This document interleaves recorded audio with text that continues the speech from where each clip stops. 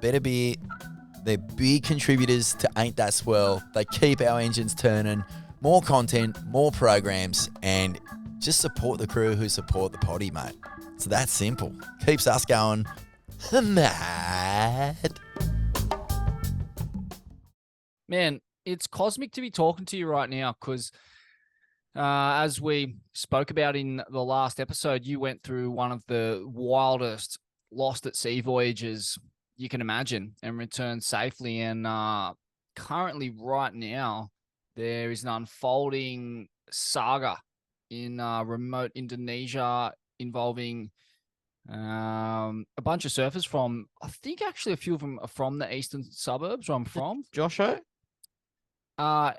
Yeah, Josh is one, I think. Elliot Foote, the lady Steph, I think and maybe there was one other Aussie, three men and one woman, I believe, and they've just found Steph. So, and the rest are still lost at sea between Nias and the Banyaks, in pretty rough conditions. I think 3 to 4 meters of swell and a fair bit of storm activity, and yeah, they're on their boards.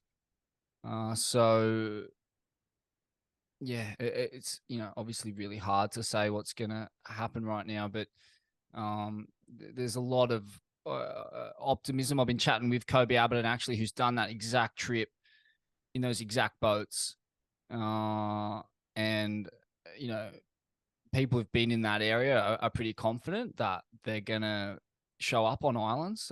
Just they're dealing with a south wind, and they're hoping that's going to blow them into the kind of the inshore islands as opposed to out to sea. And the fact that they found the ladies pretty promising. But yeah, man, I mean, far out. I was pretty rattled this morning, as you can imagine. Yeah, this one got me. It actually.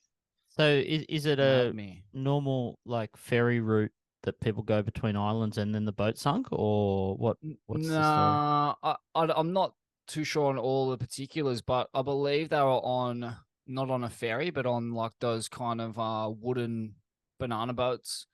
There's like kind of, I think they've still got cabins, like one cabin. The kind of typical Indo fishing boat. But yeah, and also, frick, man. Oh, you know what? It just dawned on me, like the fixation is on the Aussies in this situation, and I just realized, man, there's fucking like potentially 7 Indonesians also lost at sea.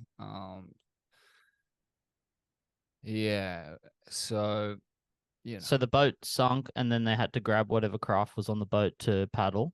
I believe so, yeah, and they had boards, and so that's what they're clinging to.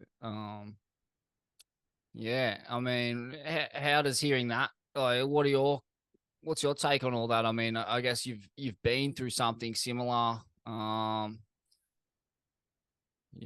I don't know. Even how does it make you feel hearing that? Does it bring anything up? Oh yeah, I mean, immediately your mind goes to the logistics and how far they were when they sunk and when they were last contactable and things like that. So my head goes to that, and then yeah, just coming back from Indo 2 weeks ago, realizing that there's people that were just working their day jobs, just getting by to ferry the tourists across. You think about that. Those guys are so, you see them weave the roads with this sixth sense, they're pretty streetwise humans, the locals. So you'd imagine that if anyone's going to survive, they are, given that they're good swimmers or capable. They're usually pretty good ocean people if they're doing those boats. You'd hope so. Yeah, if they've found one person and she's alive, yeah. Yeah. Yeah. So, well, that's pretty cool. I'm guessing she's gonna have some information. Yeah, between Nias and what's the nearest island? I believe it was the Banyaks. Okay, is that near Hanakos or? Yeah. It's all in that region. I'm not that familiar with it. I haven't been that far west in the archipelago, but Yeah, it's roughly that region. The other thing that I was told, I mean, this is all unverified at this point, but one of the boys did paddle for help, kind of like Eddie Aikau did, which is brave, but we hope that story pans out a lot better than Eddie's did. Rest in peace. So yeah, pretty full on, man. It just goes to show, like, Indo is so much more dangerous than a lot of us give it credit for. And, you know, Michaela Jones's passing the other day kind of just reconfirmed that. And, you know, his passing brought the tally, I think, to like 7 people I know have died over there, in a variety of ways, from weird infections that they got in hospital to motorbike crashes to,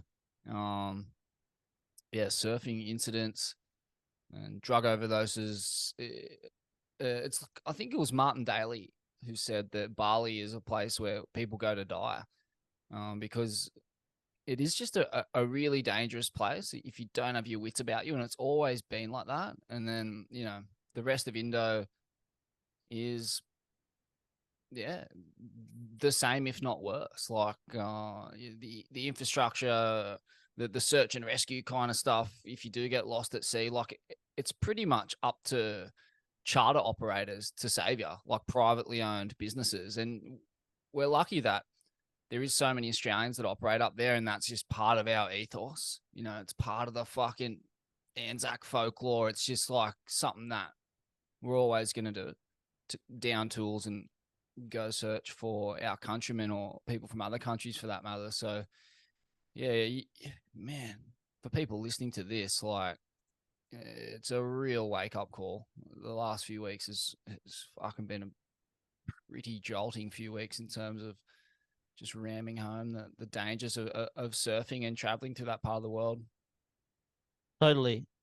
It seems like people have just like ripped into particularly the Indo travel after COVID, and just going over there now and seeing so many tourists.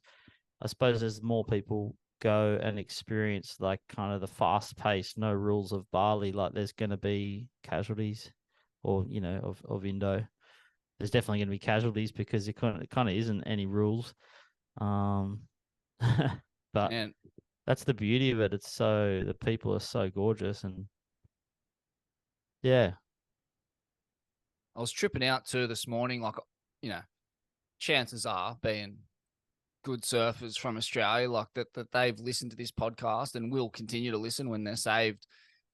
But, you know, this was the more or less the exact route and story that Kobe told on the podcast a while back. And I was chatting to Kobe about that this morning, just his recollections of that journey and how fucking gnarly it was. Like, you know, just him and Jai out at sea. I think it was like a 16-hour crossing or some shit in those bodgy little boats. And he was terrified. You know, he was just a teenage Grom from Maroubra at that point.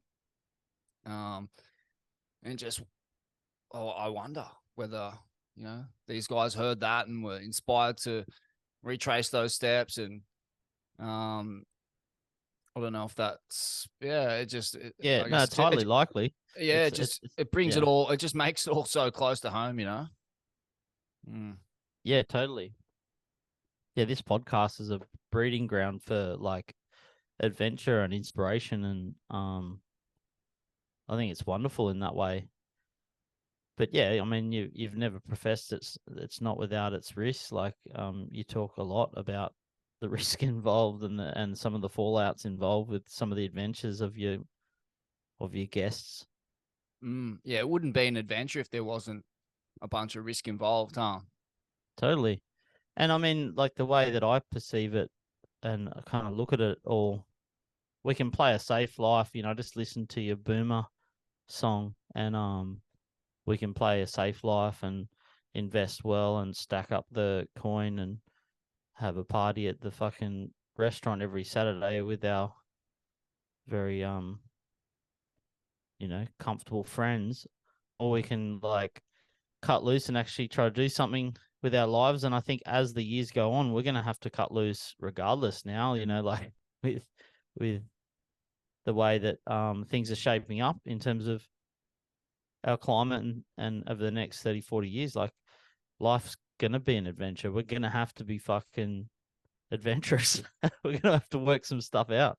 And Seriously. yeah. It's a good point. Yeah. The solutions are all there. They're available for us. They're just being withheld or made so difficult to access by economics and a totally rigged financial system that it's been very hard to make the changes we all know we need to make.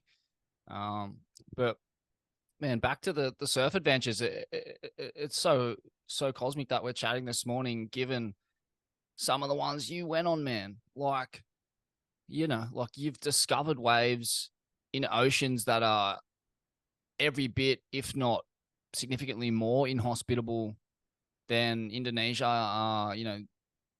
That trip to Aileens, the Skit's epic right Bombay Island comes to mind. Talk to us about that mission. Like, I understand we touched on it a little bit in the last episode, but I'd love to get into the nitty gritty of that because, you're an Aussie from a temperate climate and you're up there. And I think when I was up there, the water was 6 degrees and it's, the water's black and you're paddling out to this bommy that you barely know exists in darkness. I understand you were with Mickey Smith, the great Cornish boog lord, muso, and filmmaker.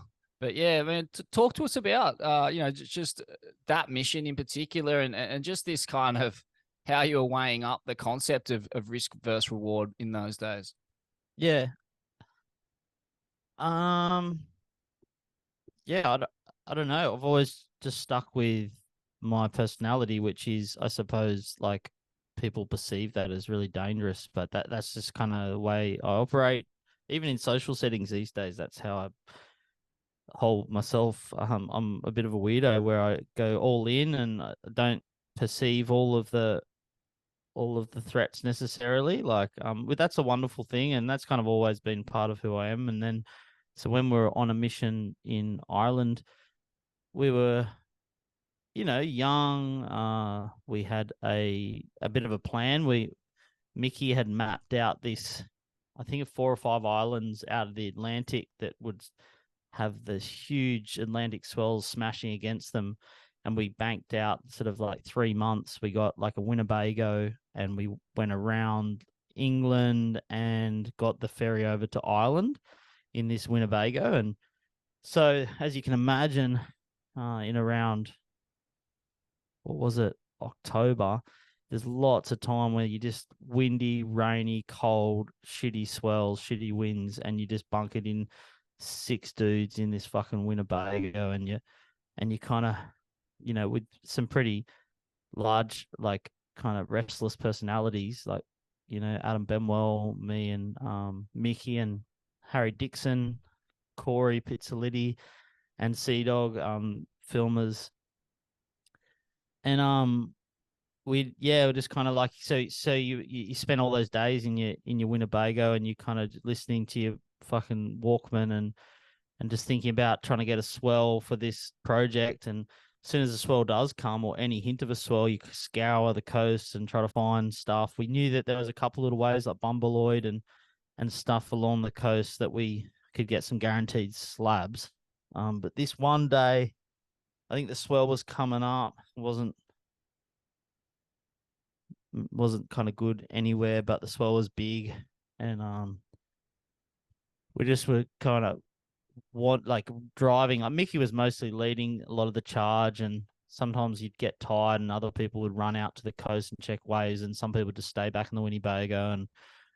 And then I remember this one time, I think Ryan Maddock was with us the whole time too on the Irish leg, and him and Mickey, I think, were running out to the cliffs and looking over the cliffs, trying to find patches of reef that were slabbing, kind of thing. And I just remember looking about 100 meters away, they were yelling, and I was like, okay, we ran over. I think we jumped a little, those rickety kind of rock fences in Ireland, and you jump over them and maybe over a bit of barbed wire and across. And then we got to the edge of the cliff at one point, and there was this it was like looking down on, what was it, like looking down on dead man's on like a 10-15 foot swell if you're in a helicopter looking down on it, and you could just see it folding and the kind of contour of the reef like kind of folding out, and it was just going really slowly because we were trying to understand how big it was, but then we were like, look how slow it's breaking. Like, so it was fully just going like, it looked like maybe 15 foot sort of barreling for about maybe 50 meters. And Wow. and this was like maybe 4 or 5 p.m. or 4 p.m. or something. It gets dark like 5:30 that time of year from memory. And then we're like, fuck, all right. And, we're just being sort of meandering, like waiting for swells. And yeah, I just thought, oh, we'll just try to make it happen. Just like kind of with the psychology that a story's a story, like a muzzle, like just try to do something with this rather than go, oh, I'll wait for another day. And maybe that's like impatience probably, but we were looking around thinking, fuck, all we got to do is get 1,000 meters down. Like how do we get, it's literally 1,000 foot, I think it is.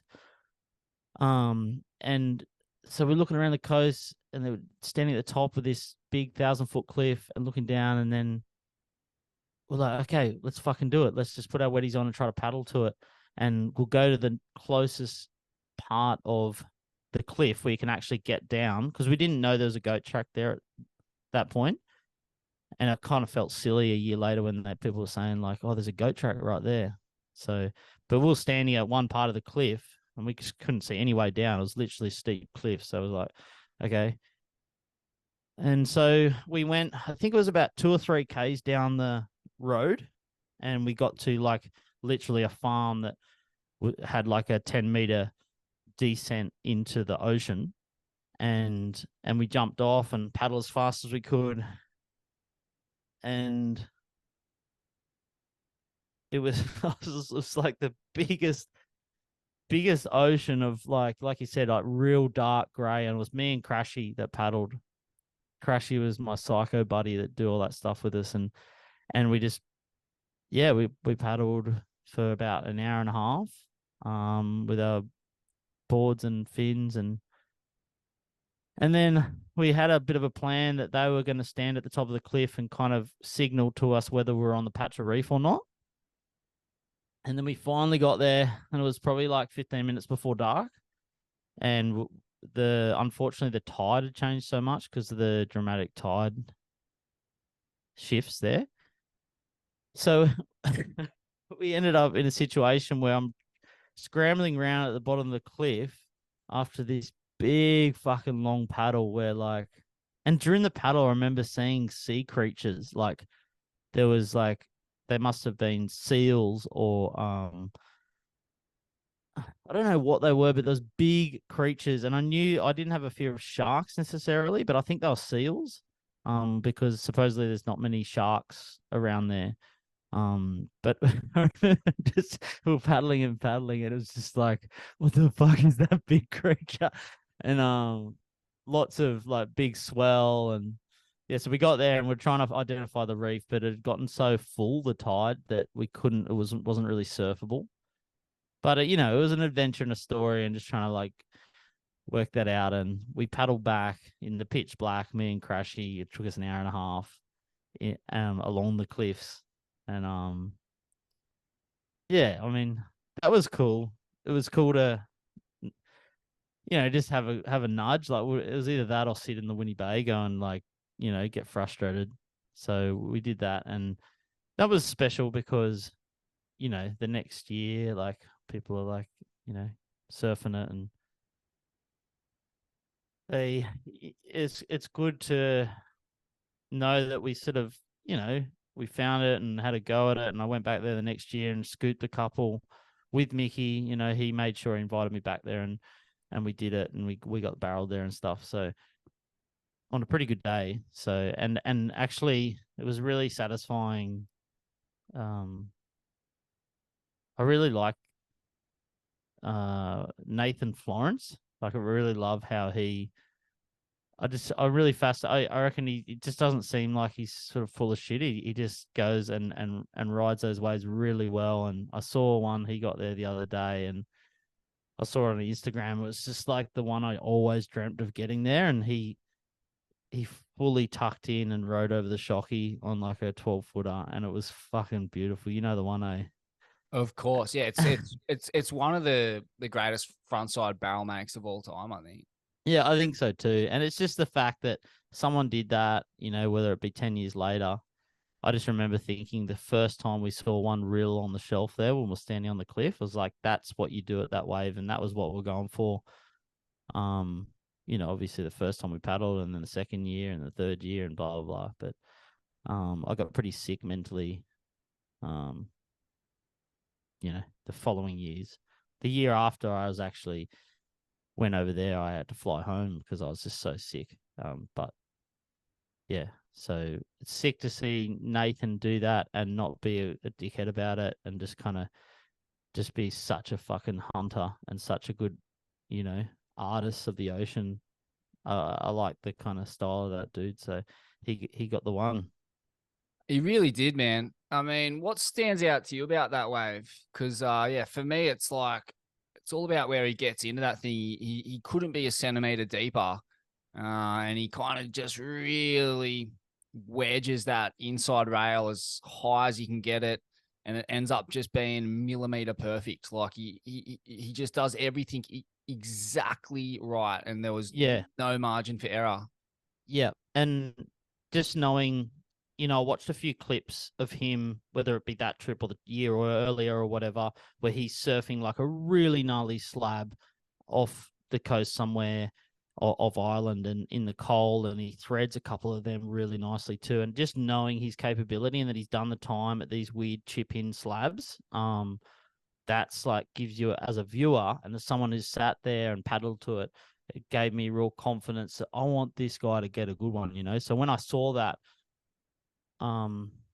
wave break initially, you can see it's got a boil and a chip in, a little bit like, I don't give a fuck about saying the names, Virgins or Shippies sometimes, and Box sometimes. How it's got those little bubbles that let you in, and that's good. When I saw that had that that chip in at Aileens, you kind of know that if you're going to get a 12-foot one there, like you have to have that roll in. And when he'd obviously, he's so smart with how he worked with the water, he knew that roll in was his best way through. And like you said, he sort of rolled in and then rode high enough, and then his fucking athletic body seemed to stay on his board somehow, and then came through off. It was just a perfect ride. Yeah, and the dexterity he managed to apply on a board of that size is remarkable in itself. I think that board was definitely 7 foot plus, if not eight in the 8 foot range. Okay, yeah. So to be able to just kind of you get a high line and be able to maneuver and just kind of keep in front of the foam ball or right across the top corner of it. It's just an amazing piece of surfing. What's it like for you watching guys like Nate take to the waves that you guys pretty much put on the map? Like, I don't think there's any real doubt in that. Yourself and the guys of your generation discovered a lot of these waves, or at least rode them properly for the first time. And that was really a time in which bodyboarding was light years ahead of surfing in terms of getting barreled. But now surfing's kind of caught up in some ways. I mean, I was chatting to Jose Martinez the other week in preparation and for chatting with you, actually, and he was kind of making the point, Jose being, a professional bodyboarder from your era, he was kind of making the point that bodyboarding it's kind of stagnated a bit. Like surfing's caught up to it in terms of just where board design and board technology is at. And now guys like Nate are basically finding similar lines into similar waves that bodyboarders did and are still doing, but it's just like that gap has really closed. Yeah, totally. And I think it's wonderful. I don't really have an opinion over like whether it's good that another craft's had a go or not. Like, I just think it's wonderful that people are like having, you know, they're cutting lines into these waves. It's just fucking marvelous. I love watching Ross. I remember when I surfed Shippies 2002 or 2003, Mark Matthews was out there with Andy Campbell, and I just remember it's such a joy to watch when someone's got the dexterity and just the way they cut the wave and hold their body. Mikey Brennan's another one like that holds his body like really good poise over shockies and through barrels. And there was a guy named Hoppo that was down here at Verge like 15 years ago that had that similar style. It's just fucking beautiful when people have got that way of hooking their bodies and boards into the barrels. Like, I think it's kind of like nice when people look like they're flowing with the wave. That's what I'm into. Like, and on your point with like, you know, us finding all the waves and then them going and surfing it, and it is nice. Like, it's cool when, you know, there's a bit of like an invite to go back and experience it with them and have that sort of sense of story being acknowledged. You know, that feels great.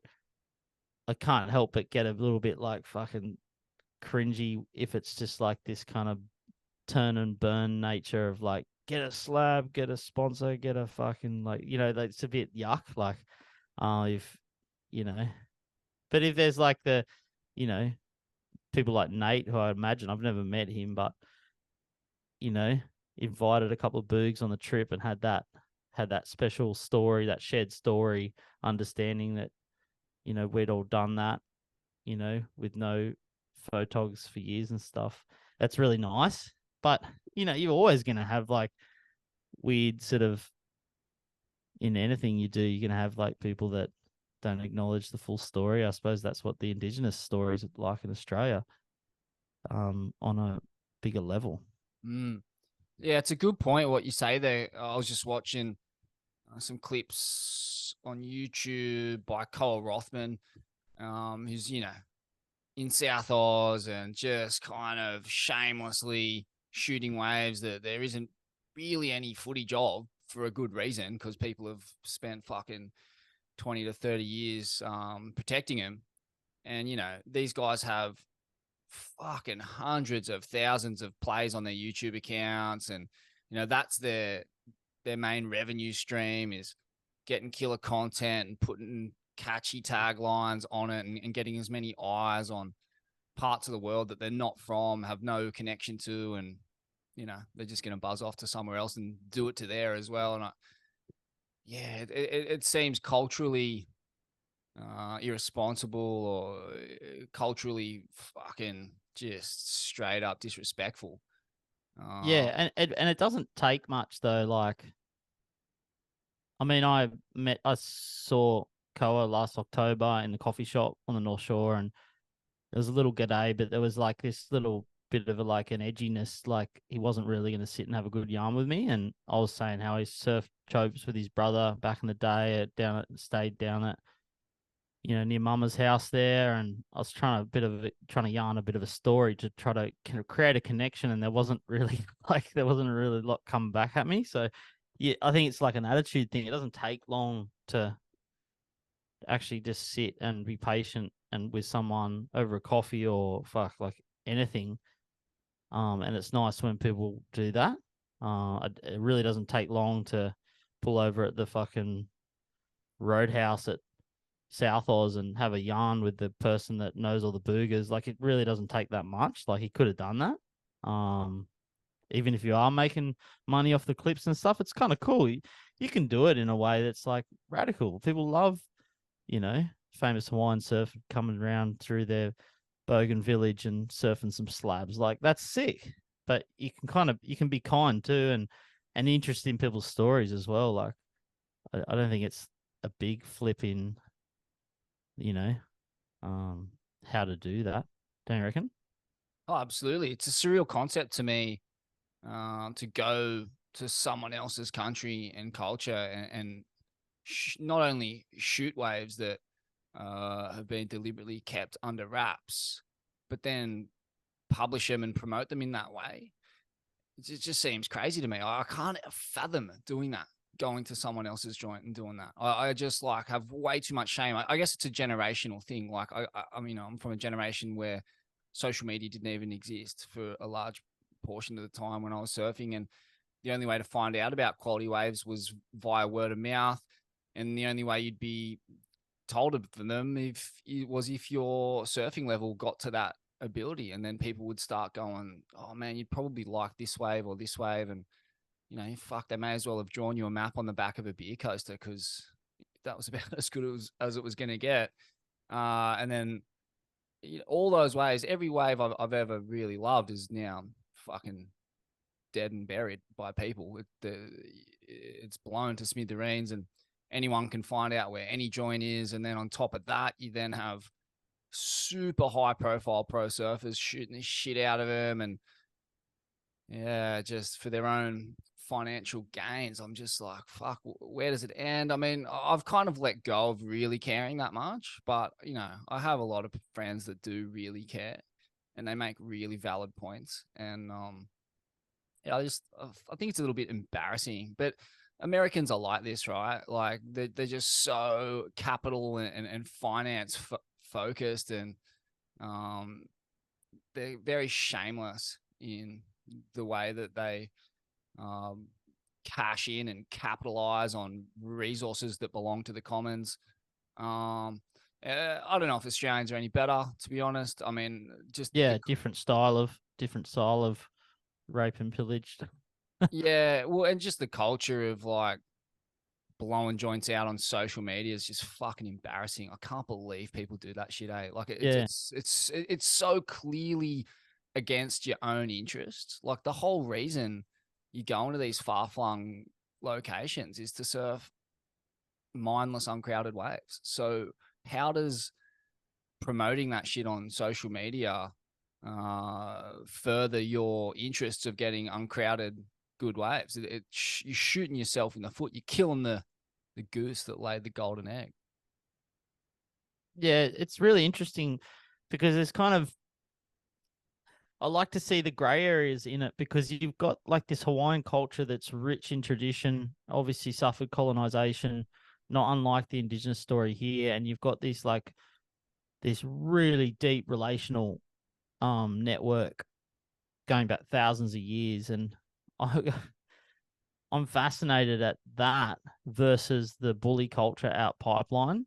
And then you add on the next generation like Koa, who would have been a baby when, you know, Kala was beating heads out at Pipe in the 90s, you know, like, so it's really interesting. I called it out actually when I was over there in 2010. I got bullied and stuff, being a booger or being a howley or whatever, when I first went over there. And then I went back there like 10 years later and I was like, I'm not going to kind of submit to the bully stuff. And I had these weird little interactions where I called people out and wasn't very comfortable because like the whole lineup would like turn at you if you, yeah, there's some gnarly stories. I was telling Hardy in the van as we traveled around Bali these stories, and we had this kind of therapy session trying to work out like how all that went down. I was telling him stories. Go on, cough up. Give us one. Um, there was one where I, you know, normal pipeline session, but it was 4 foot. It was just fucking little barrels, you know, and it was 30 people out. So I just waited and waited and waited for an hour. And then I was in the spot for one and there was no one inside me and I just paddled for it. And then I saw someone paddling, and I knew it was a local dude. I knew him. I'd seen him for years. You know, I used to be scared shitless of him. Tamaya Perry, and I know he when his girlfriend's a bodyboarder and was a bodyboarder and stuff. Anyway, I just thought, I'll bugger this. Like, I'm not gonna sort of pull back. I waited an hour. Like, it's definitely my wave. And I just said, hey, and I got a little barrel, little 360, and I paddled back out. And many would say, like, yeah, it was his wave, he's a local. But I kind of just intentionally that year was making a point that, for years we got told to go in as bodyboarders. There were times at the lineup when people just turn around and say, every bodyboarder go in, and you'd have to go in. And then there was embarrassing times where, like, you just get treated like a piece of shit. Like, and I can understand that. There's heaps of bodyboard kids turn up at your local break. You got to regulate it, blah, blah, blah. But at that point in my life, I was just kind of, no, like, I'm not going to get bullied and being treated like a piece of shit and get dropped in on this situation. So I was like, paddle back out after I called him off, and I knew there was tension in the water after that. And he turned around to me and was like just fuming. And I was waiting for the situation to turn into a bodyboarder situation, waiting for him to say how shit bodyboarding is or whatever. And then, sure enough, halfway through the little kind of spurt he was going through, he's like, "You fucking bodyboarder." I was like, all right. So bodyboarding's fucking cool, man. Like, you got to know that. We've traveled all around the world, like, just fucking doing the most radical stuff. And we live and breathe this stuff. We weave waves like you fucking wouldn't understand. Like, and everyone couldn't believe it. Like, I was sitting on my board, the whole fucking pipeline, everyone's sort of like stirring back on their boards, and he's like fucking boiling, like, with these like veins coming out of his head. He's just scary dude.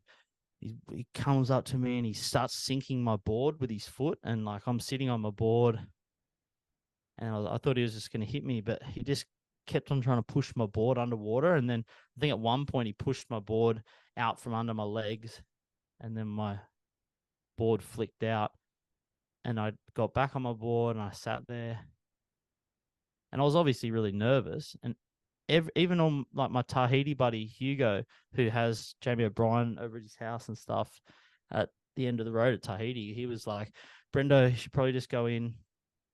I was like, I don't know whether that's a good idea for me just to submit to this bully again, like, because this is a decade in the building. Like, I don't want to be that kid who just goes in again. Like, so I said, "Your wife's a bodyboarder, Tomato. Like, why are you writing off bodyboarders?" Like, and he's like, "Oh, she learned to stand up." I was like, oh, such an old argument. Like, and I was proud of how it went down, because it was really uncomfortable. It's never nice to have 40 people looking at you. And I didn't go in. And the weird part of it was I'm buddies with Chris Wan and surf chopes with him and stuff. And then Chris Wan, what an icon. Haven't heard that name in a while. I know Holy Chris shit. Wan and Stand Chris up Wan bodyboarding. is Lord, are you kidding me? Wow.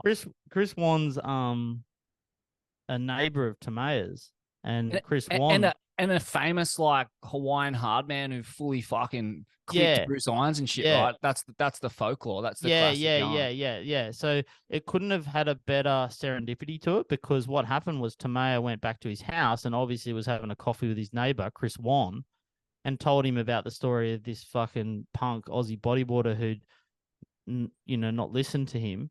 And then Chris has said to him, "Oh, like, it's Brendo," like. And I had visited Chris that week or the week before and sat in his balcony and just cruised with him. So it was this really nice connection that I was lucky to have. And Chris was like, "Nah, Brendo's got, like, he wants peace. It's all good." Like, and, Chris is a bit of a tripper where he's all about peace and stuff. So he was kind of saying, "Nah," to me, like. And then it was like a week later, I was out pipe, and Tomeo was out there, and I paddled up to him and I said, "Oh, how's it going? Like, are we okay?" And he's like, he sat up on his board and he I went to gave him, an olive branch, gave, to shake his hand, and he put his hand under the water and shook my hand under the water, so no one else would see.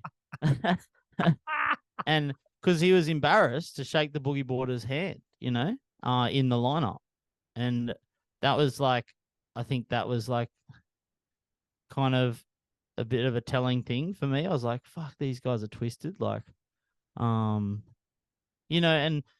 that's one story about a dude who's obviously got his own trauma, and he's he's actually a lovely dude from all recollections from other people, but it's just a funny bullying culture that's actually embedded in one of the richest cultures on planet Earth, the Hawaiian indigenous culture, and then there's kind of twisted with these other Americanized localism things. Yeah, and that was my point with Koa. Like, obviously he's Hawaiian, but there is that strange cross-pollination of Hawaiian indigenous culture with American style capitalism and resource accumulation. Like like there's no denying that Hawaiians have been totally influenced by that. But that's also understandable, because if you don't just cotton on to the way things work, then you ain't going to be living in Hawaii for very long, because it's fucking expensive. You're going to be living in like Nevada or like San Fernando Valley, where I think there's like more Hawaiians living on mainland America than in Hawaii, native Hawaiians these days, because of the cost of living there. And so it's always struck me as odd, because I spent a lot of time in Polynesia, like early on, traveling around there, Samoa and stuff, like flagged going to Indo and chase waves over there. I played a lot of football with a lot of Polynesians, and just like kind of Polynesian culture is pretty different generally to Hawaiian culture because of that American influence. You go to Samoa, you play football with Maoris and Tongans and Samoans. Like, it's just different. There's not that American style. There's not that that desire to constantly flex on people. It's actually the opposite. They're generally cultures based in a lot of faith and Christianity and humility. That's changed in the last 10 years with a lot of Polynesians in Australia. Like, they've been, kind of booted out they've basically been co-opted again by capitalism, and they've lost their connection to faith. The family units breaking down. They're living in housing commission ghettos in Western Sydney and stuff. And they are starting to get the appetite to be constantly flexing and whatnot in that kind of gangster style. But yeah, generally, like, I always felt like Hawaiians were unique in the scheme of Polynesia, in my experience as an outsider. Yeah, I mean, as an outsider too, I had that feeling too. I remember when we first went to Chopes, like, there were reports coming back from, like, Tate Martin and stuff, the first Mona guys to actually spend some time at Chopes, and we were like, there was reports coming back like, there's these like massive Hawaiian style dudes like sitting in the lineup, and then they turn around and give you a cuddle, like. So it was like this weird, like, looked similar to these big Hawaiian dudes, but they were super friendly. Yeah. Yeah, I understood that Tahiti and Hawaii were culturally so distinct from one another, and that there was actually some kind of teething problems at the start where Hawaiians going to Tahiti assumed that the Tahitian lineup would work the way the Hawaiian lineup did at Pipe, and the Tahitians were pretty firm on that not being the case. Like, we do things differently here. Yeah, interesting. I've heard stories like,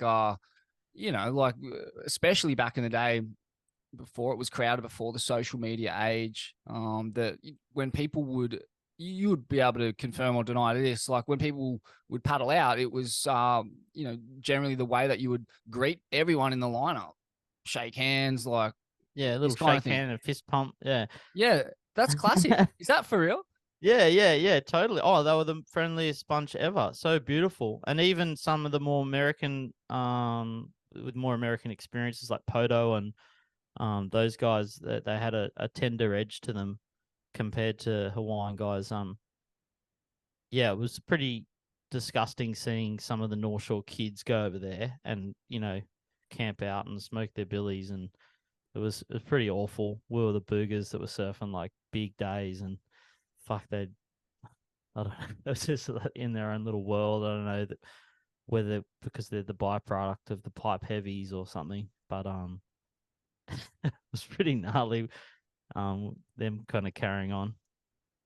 Man, talk to us about those days at Chopes. Again, we touched on it in the last episode, but I'd like to go a bit deeper on some of it, like because you were there right when that wave came online in its full force, when people were going full send out there.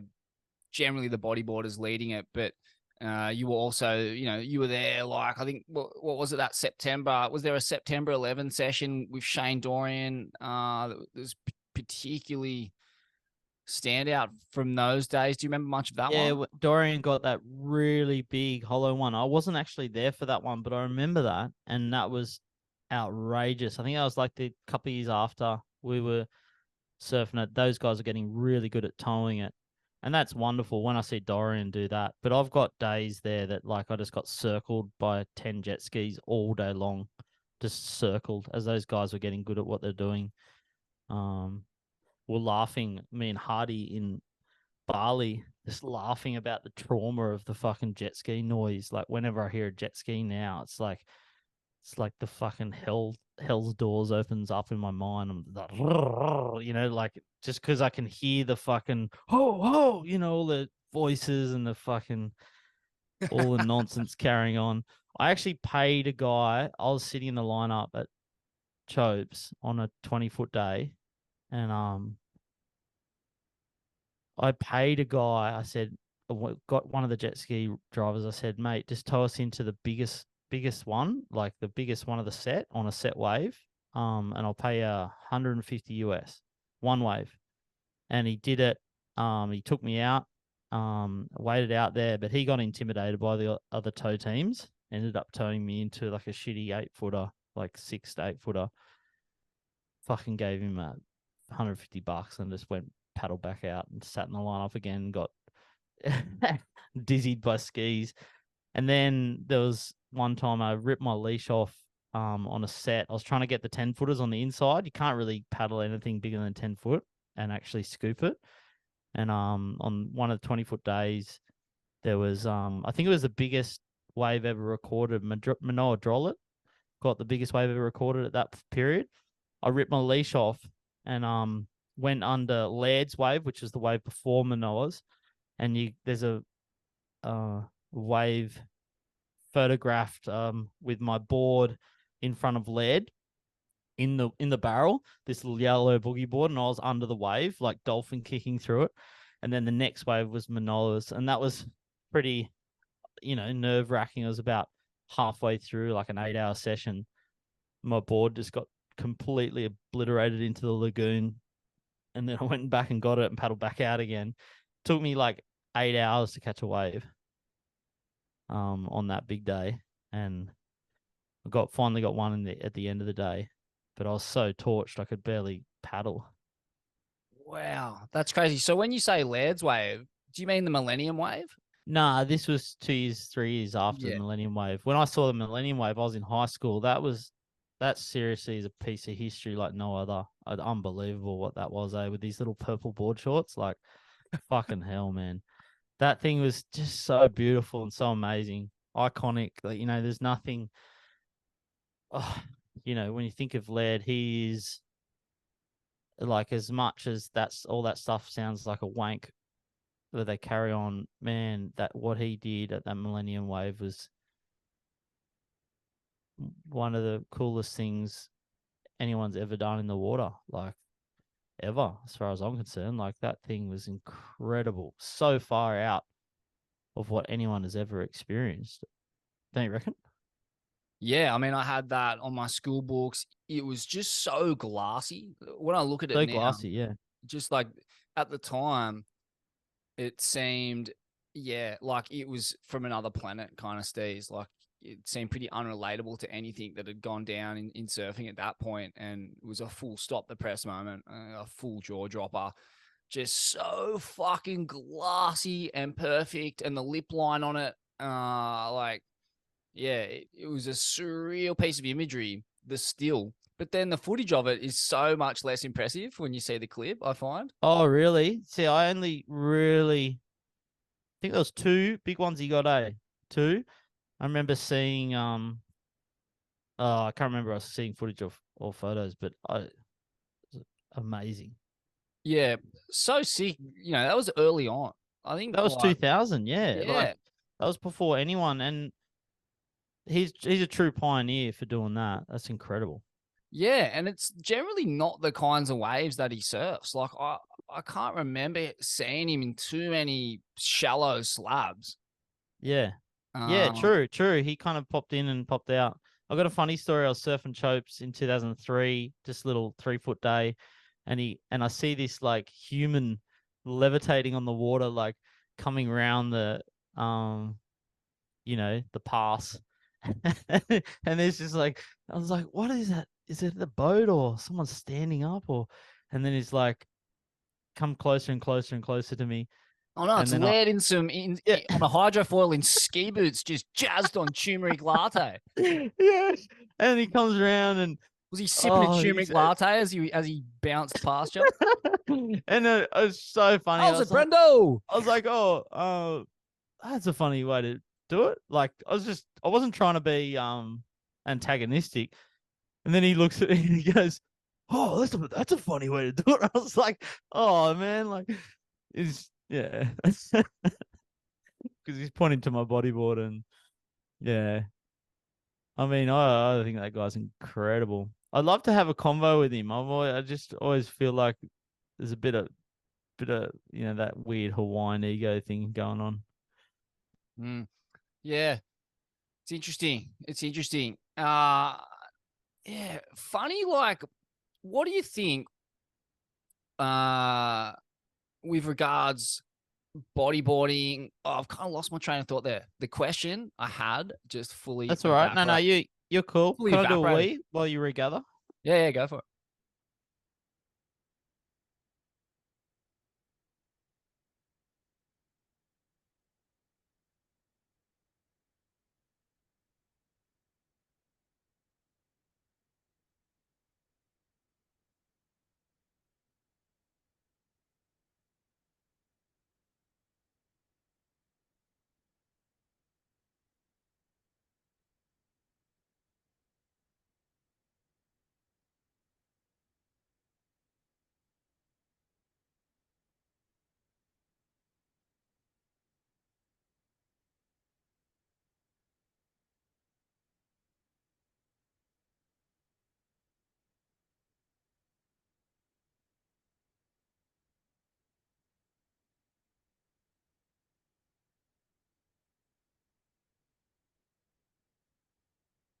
You can chop that bit out, can't you? Yeah. Yeah, I was just wondering what you make of just the fact that there is even a distinction between bodyboarding and surfing. Like, at the end of the day, I think about this a lot. I'm like, especially the kinds of waves like I enjoy surfing, generally hollow waves. Sometimes those waves are just better suited to a bodyboard. And yet I don't have one in the car, and I'm no longer proficient on that craft. Therefore, those barrels go unridden. And I just wonder why surfers even bother to define themselves as a stand-up surfer versus a bodyboarder. Like, surely the goal is just to clock up as much time in the cone zone as possible. And yeah, I don't know. It's a strange thing. Maybe the closest you could do is throwback to like black versus white skin, like some sort of superiority claim of resources. I don't really know.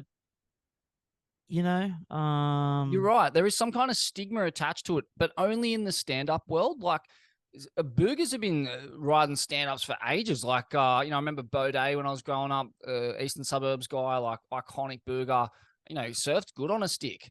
Chris James Dorf surfs decent on a stick. Like, I remember Baudet getting tubes at Cloudbreak and shit on a stand-up. Yeah. Oh, Ryan Hardy's really good at a stick. Stewart's good on a stick. Tyson Williams was amazing at Deadman's on a stick. Yeah, like. And what was it? Which one of the Hardy brothers was it? Brett or Jane? Yeah. Dual covers, Gene. right? Yeah, he's like he's got a stand-up cover and a fucking bodyboarding cover.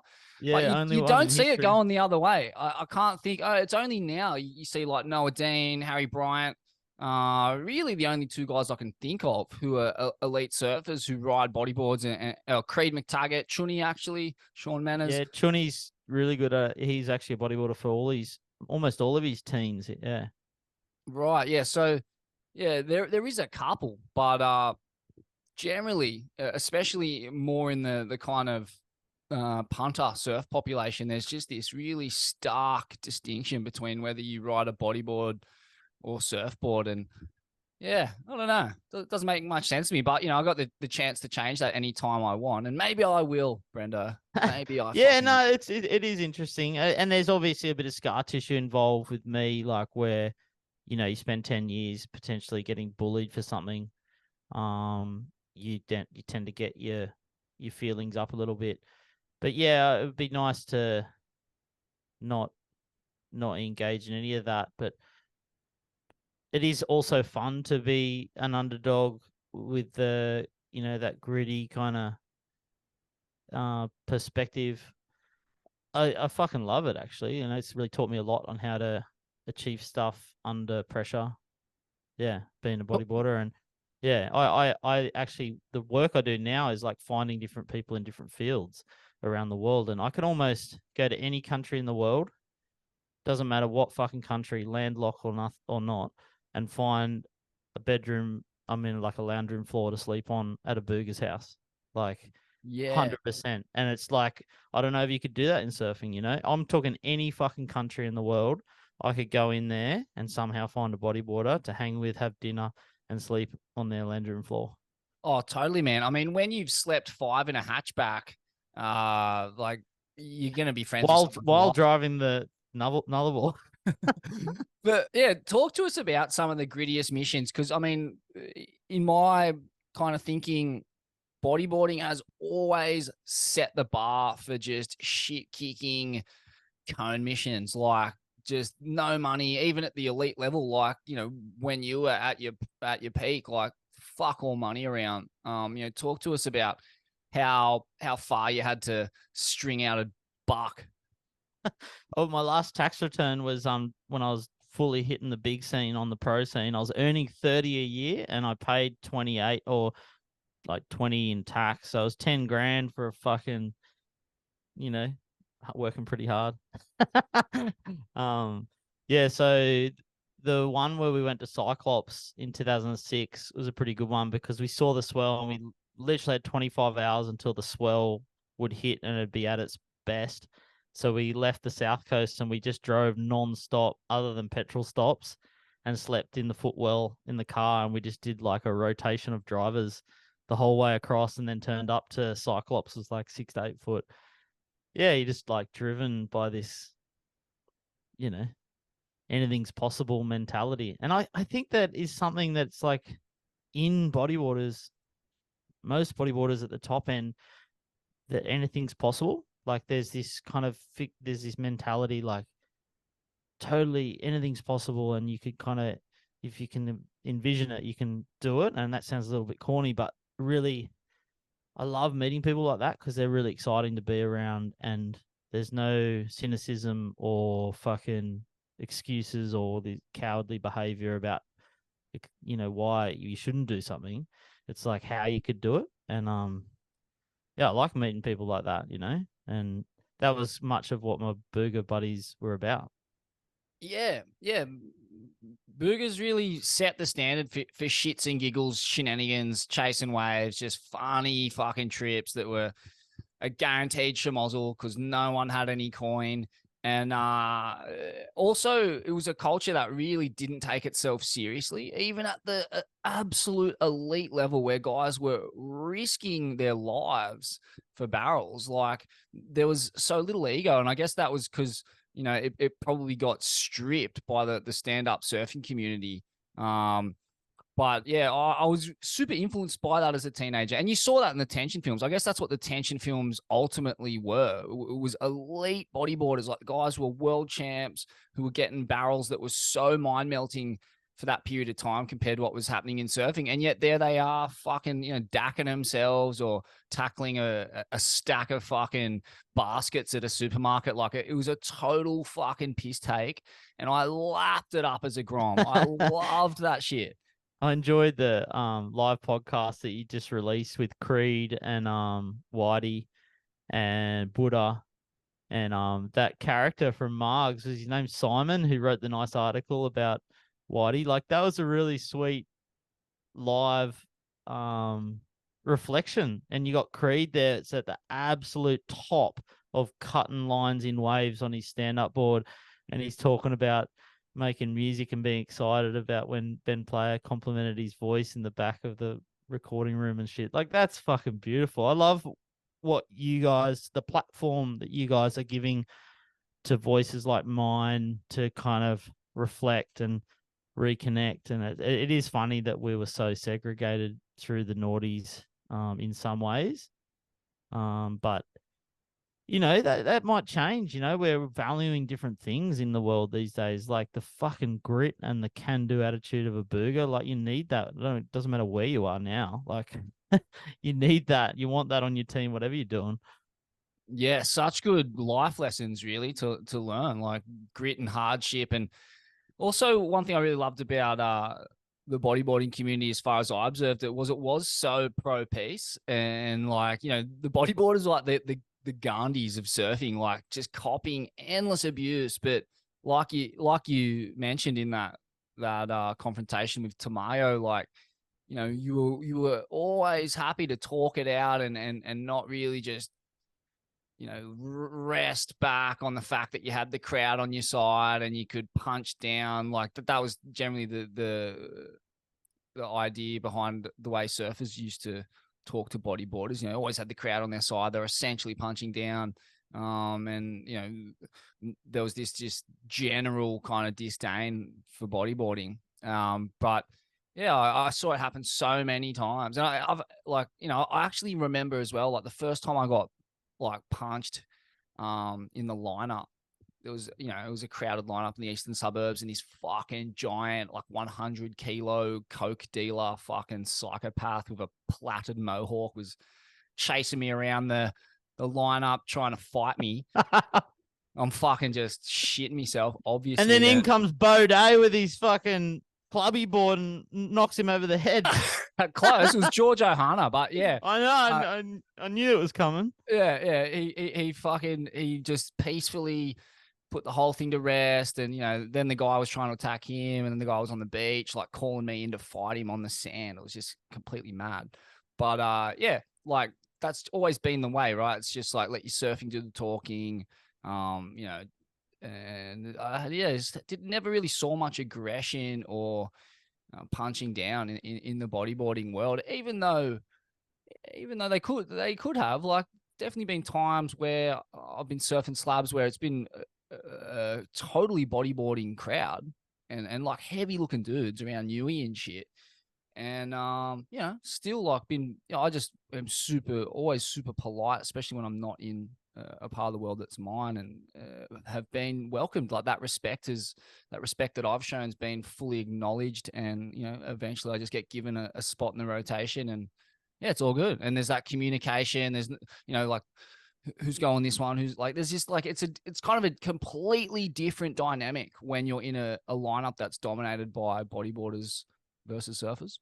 Yeah, I don't know what that is, but yeah, I'm stoked to be a part of that. And pretty far-fetched metaphor, but I was talking about like when you get punched. I got punched in the head at Maui one time. I think I was mistaken for someone else, but I got punched in the head and told to go in. And I said to him, like, I don't. You just punched me in the head. Like, I'm not going to go in now. Like, you've already punished me. Like, let's keep sharing waves. And everyone was just astounded that I was like talking this way or not following orders, And I remember just feeling these like huge feelings because it's so embarrassing, especially for a sensitive person who doesn't want confrontation. I always get a little bit jittery and teary, even in confrontation. Different to you, I'm thinking, because you grew up in more of that kind of footy fight culture. I really couldn't swallow any of that. Although I did play rugby union, I always get really nervous. So when that happened to me, I had all these really big feelings. And then I thought of the Mandela story, like where he went to, this is like pretty deep and pretty far-fetched metaphor, but it seemed to tap into the same feelings. Like when he went to jail for being black, basically for 20 years, and he comes out and uses the Springbok jersey as a, token or a symbol of forgiveness, and invites white people onto his staff team and stuff like that's fucking beautiful. If we can kind of behave like that, we're tapping into some real stuff, Totally, man. No, I can see why that metaphor totally relates. There's no reason it doesn't. Like, bodyboarding was your life, it was your purpose, it was your meaning, it was your joy. And here, people are trying to tell you that you're not allowed to do it, like just because, for no real logical reason apart from you're different. And similar to the blacks in South Africa, you're a threat to the resources that a certain section of the surfing community believe is their own for no other reason than what's between their legs. Yeah. It's cool to reflect on. Man, it's interesting too. Like, talk to us about the Verge. Like, that was one joint that, was famously inhospitable for bodyboarders when I was a gromman. And like, there was only really one video, once surf video anyway, that I knew of that had footage on it, and you knew about the wave years before that come out. Yeah, talk to us. I mean, did you make any inroads into that joint? How were you treated out there? How'd you go surfing that joint? Yeah, so the first time I paddled out, or the second time, my great buddy Troy Hannapin, who I went to Shippies with 2003, like full core dude, the most core diver bodyboarder ever. We paddled out Verge, and he just got punched in the head, just like straight away, just fucking boom. And like all these things are all part of the narrative that I keep going back to. Is like, why did he get punched in the head for sitting like in the lineup? And it was just actually me, him, and this other dude out there. There's 3 people out there, and the guy turned around and punched him in the head.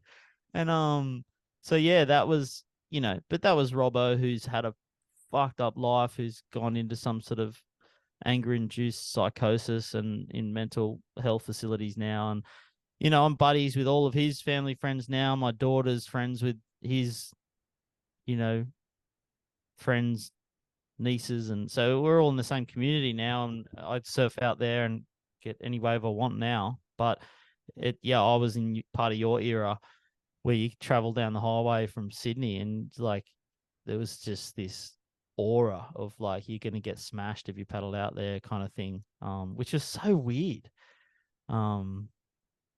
It's interesting. I'm enjoying surfing places like Sandon now, where it's got a little bit of that vibe to it, and just like fully cutting into it, just like snaking people and calling them. Not really, but just actually just waiting for waves and taking a wave, and someone gets snotty about it, just call them on their shit. Like,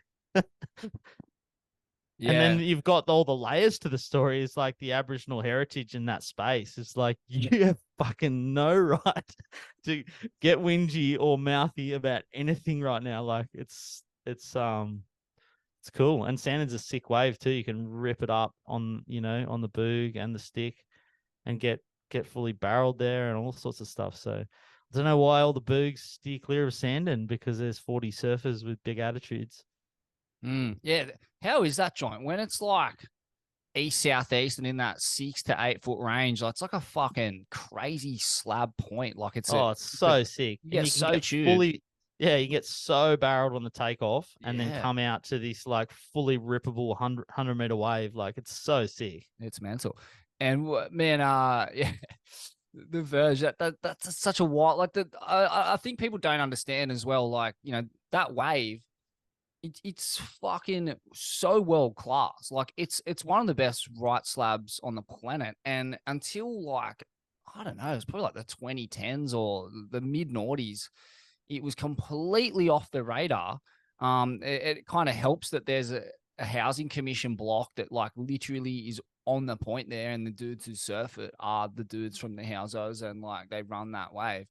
And like for me, I can kind of see both sides of it, because like during those years, there was no one out there, and you look at it now, it's a fucking zoo. So like, they're your options. You know, the kind of really staunch standover localism, as brutal as it is, it does preserve these waves for a long time. I mean, it's impossible now with camera phones and, you know, a police force like we've got in Australia who's just got nothing better to do than ping cunts on fucking afraid charges and whatnot.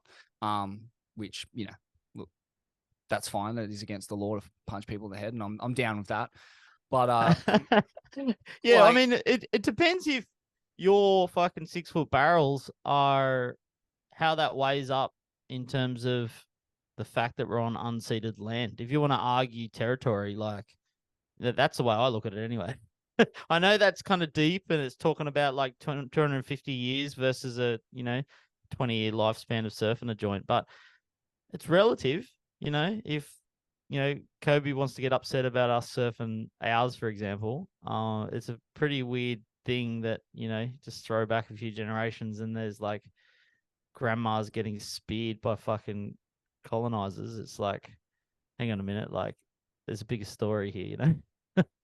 Yeah, man. Ours, another wave that was ripped from your grasp. I can remember seeing, watching with the Bunting brothers, I believe, the Superstars 2 or whatever that fucking bodyboarding film was, which was the first that, I don't know, maybe anyone had seen of ours or Cape Solander, and it had been flipped. It was a left instead of a right. And that Waddy was, does the big backflip, yeah. Yeah, that was ultimately the clip that fucked it for everyone, huh? The Bra Boys still managed to join the dots and figure it out. yeah. When it's funny, man. It's really interesting. I had a moment with Richie Vass who chased me for some weird reason because I had a bodyboard in my hand. Just literally fucking bullied me, and then I saw him at Shippies 3 years later, and we're sitting in the lineup out in the jet skis. And literally the last time I saw him, he was chasing me, and I was like a scared kid, and he was like threatening to snap my neck. It felt like I hadn't done nothing wrong. I just literally was standing there with my bodyboard, and I said to him, "Hey, like, what was all that about, mate? Like, here we are surfing Shippies, and you're saying hello to me, but like last time I saw you, you you were like bullying me. Like I got scared of you. What was that happening?" And it was just a weird sort of awkward situation in the lineup. We're like out there with all the Tassie boys. Yeah, it's Well, kudos to you, man, for being able to bring it up in such diplomatic terms like that. I can't tell you how much I admire that. Like, it's not in your nature to punch on and engage in that hyper masculine horseshit. And yeah, I actually respect that a whole lot more than people who do engage in that. You know, at the end of the day, like, you know, if you want to punch on, like, both parties need to be consenting. Then like, you can't just be fucking standing over people nonstop and like punching down on I don't want to use the word weak targets, but soft targets or yeah. peaceful targets. Oh, like, I definitely wasn't a fighter. I was scared. I was shaking. mm, You know, I'm a pretty physically capable person. I could probably fight pretty well if I tried, but just my emotions get the best of me. I can't do that. I'd be pretty good in the ocean if you fought me in the ocean, but anyway, I kind of also got love and respect, you know, for those guys, and you know, I can kind of get it, like gathering a gang together that really fucking leveraged you into a life that was, you know,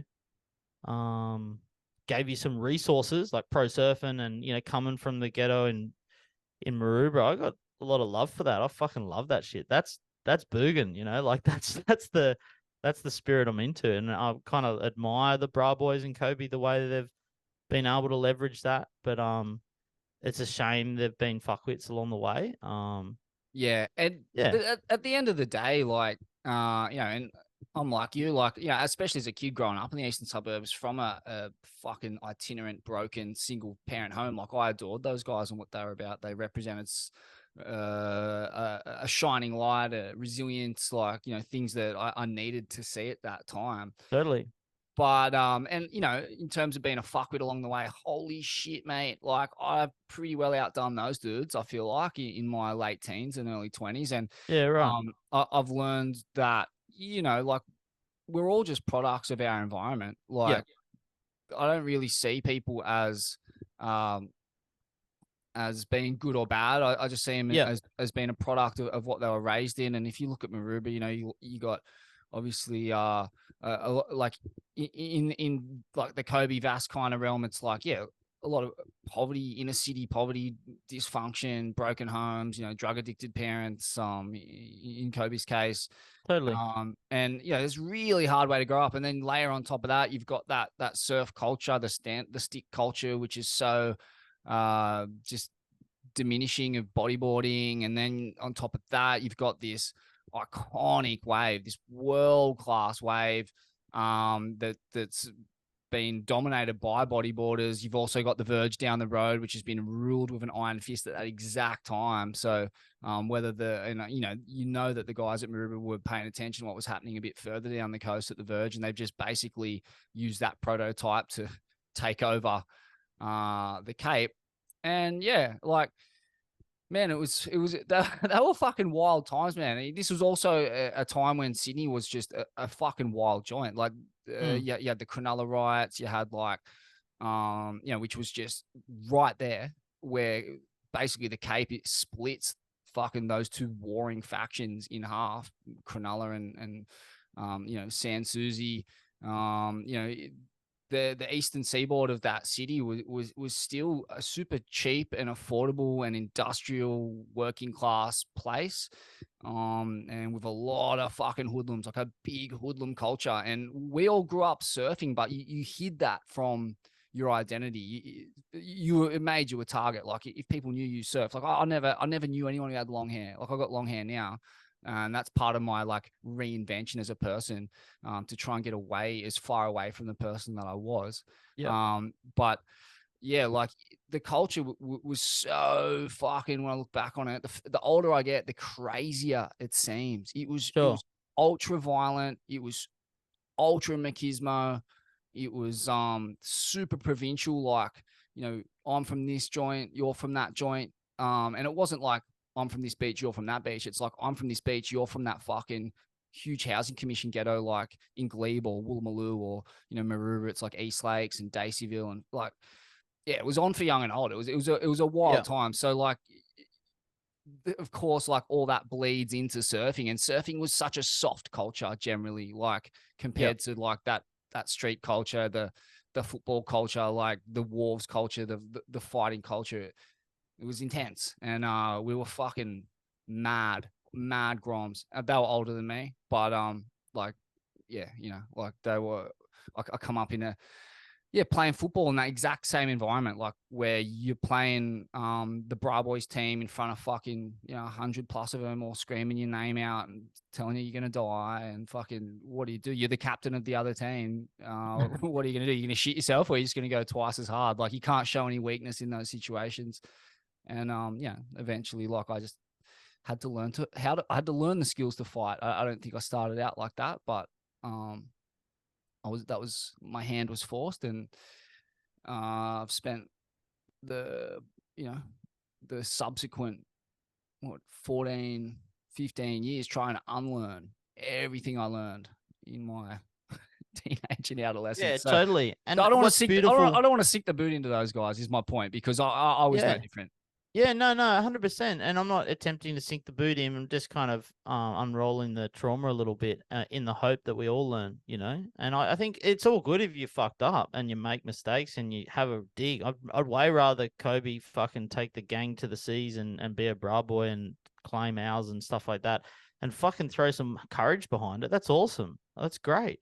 But then just fucking learn along the way. Like, just keep learning like you do.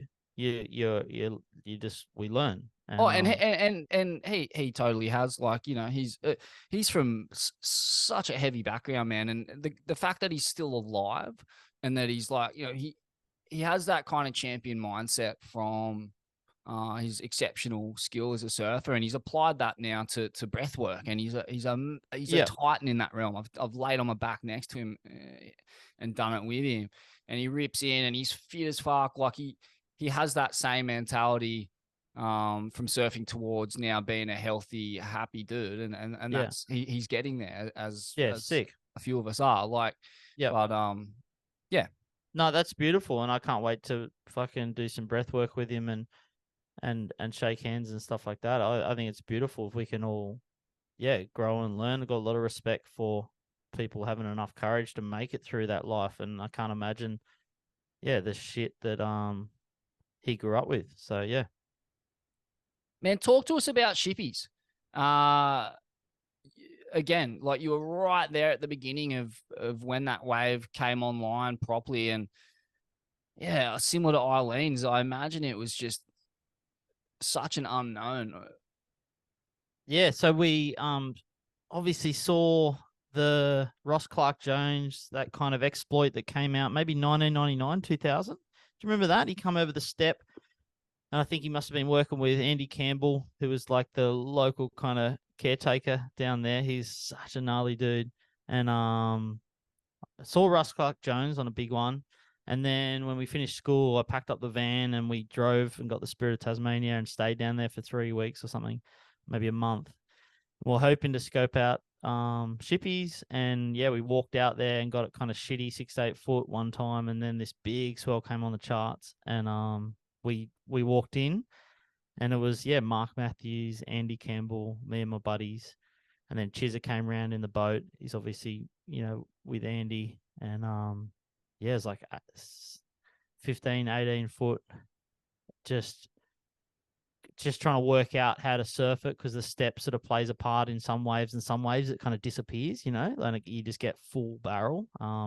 It's such a good wave actually, because there's a lot of carnage that goes down, but if you can get the right one, you can kind of avoid the step and then fully come down into that trench and then ride the barrel and get spat out into the channel. Like there's a couple when it hits it at the right angle, and like the swell's at the right angle. Like a perfect roll in. Like perfect roll in, and it's wonderful watching, especially at 10 foot when you got really good surfers and bodyboarders that know where to take off. Fuck, it is just the most magical beast, and just the whole Coliseum it's in, like that big round kind of U-shaped headland, and the mist is spraying up around that big Shipstern rock, and it's just so incredible. And the 10K walk, and we walked in and then walked back with Andy that day when I was 18 years old, and I got the waiver that day.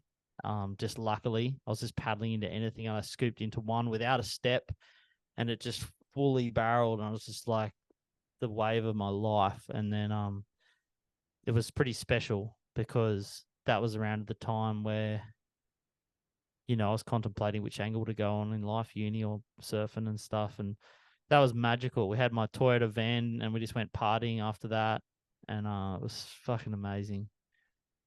Man, crazy thing just happened. I just got a text message. Everyone's actually been found that was lost at sea. So that's really good news. How crazy is that? That's really good news.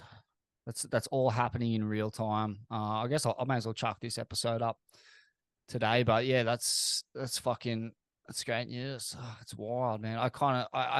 You don't know. Are they, do you know they're found and healthy and alive? Yeah. Okay, good stuff. Yeah, that's amazing. Man, fuck, how wild. So, talk to us. Just can you break Shippies down for us, like how it functions? Like I've been down there, never surfed it, looked at it. But just what you're saying there, it's famous for the step, but at the same time, you're dealing with Southern Ocean swells and just a lot, like any joint. Any joint's got so many more variables. Like Chope seems to be the kind of one joint that's fairly consistent in what it produces. But pretty much every other slab on earth has so many different faces it can throw at you. Sure. What's the deal with Shippies? Yeah, Shippies, like, I think it's really inconsistent wave. Like, basically, you need a perfect angled swell and perfect size with nice winds. And I think that's fairly rare to have it all line up. Charts can show it, but, like, it's like 1 in 10 to actually get it perfect. You know, you can go down on 10 charts one time, you'll get it absolute pumping.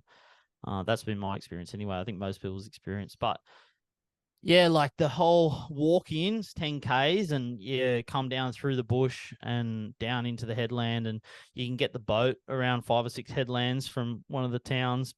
You know, either way is good. But you've got like, I think the same as some of those bottom of Australia waves is a really close continental shelf. So there's like a really steep, the way the swell lines come up from, whether it's like around South Africa or an up from fucking Antarctic, but you get it pumping up through with big period. And if it's the right angle, it's so funny because around the corner you can jump over those big lumps into the water because it's so deep. They don't actually crest and smash you. You jump off the wave about 100 meters from the takeoff zone. So it's just the depth of water.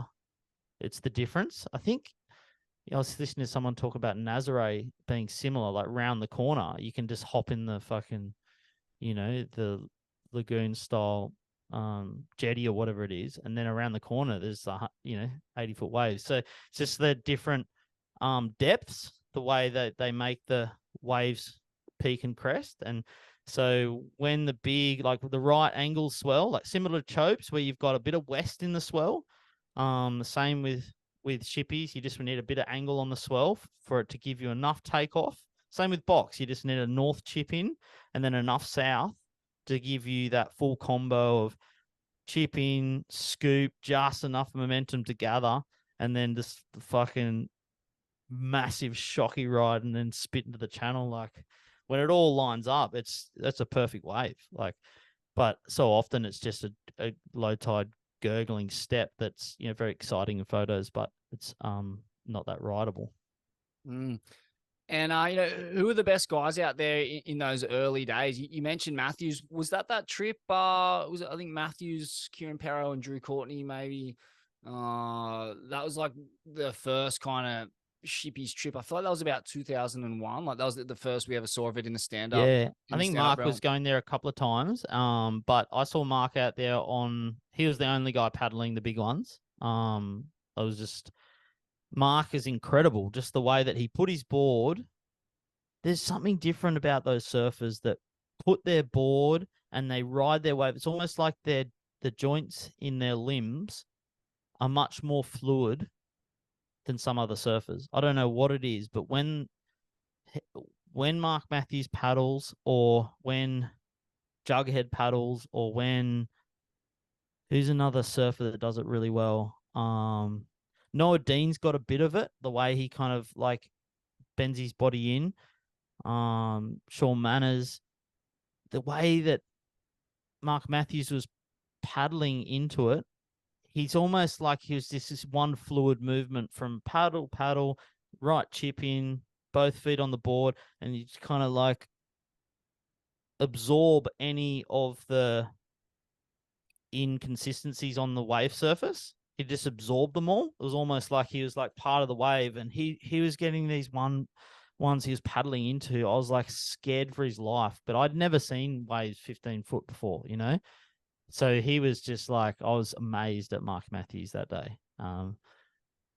So he obviously has like calculated skill, and just got this weird fluid body that seemed to be able to ride the wave and get on the board and just know his board so well. And there's a couple of surfers that do it. Jamie O'Brien used to do that at Pipe. I remember watching him in like green board shorts, fucking year 2000.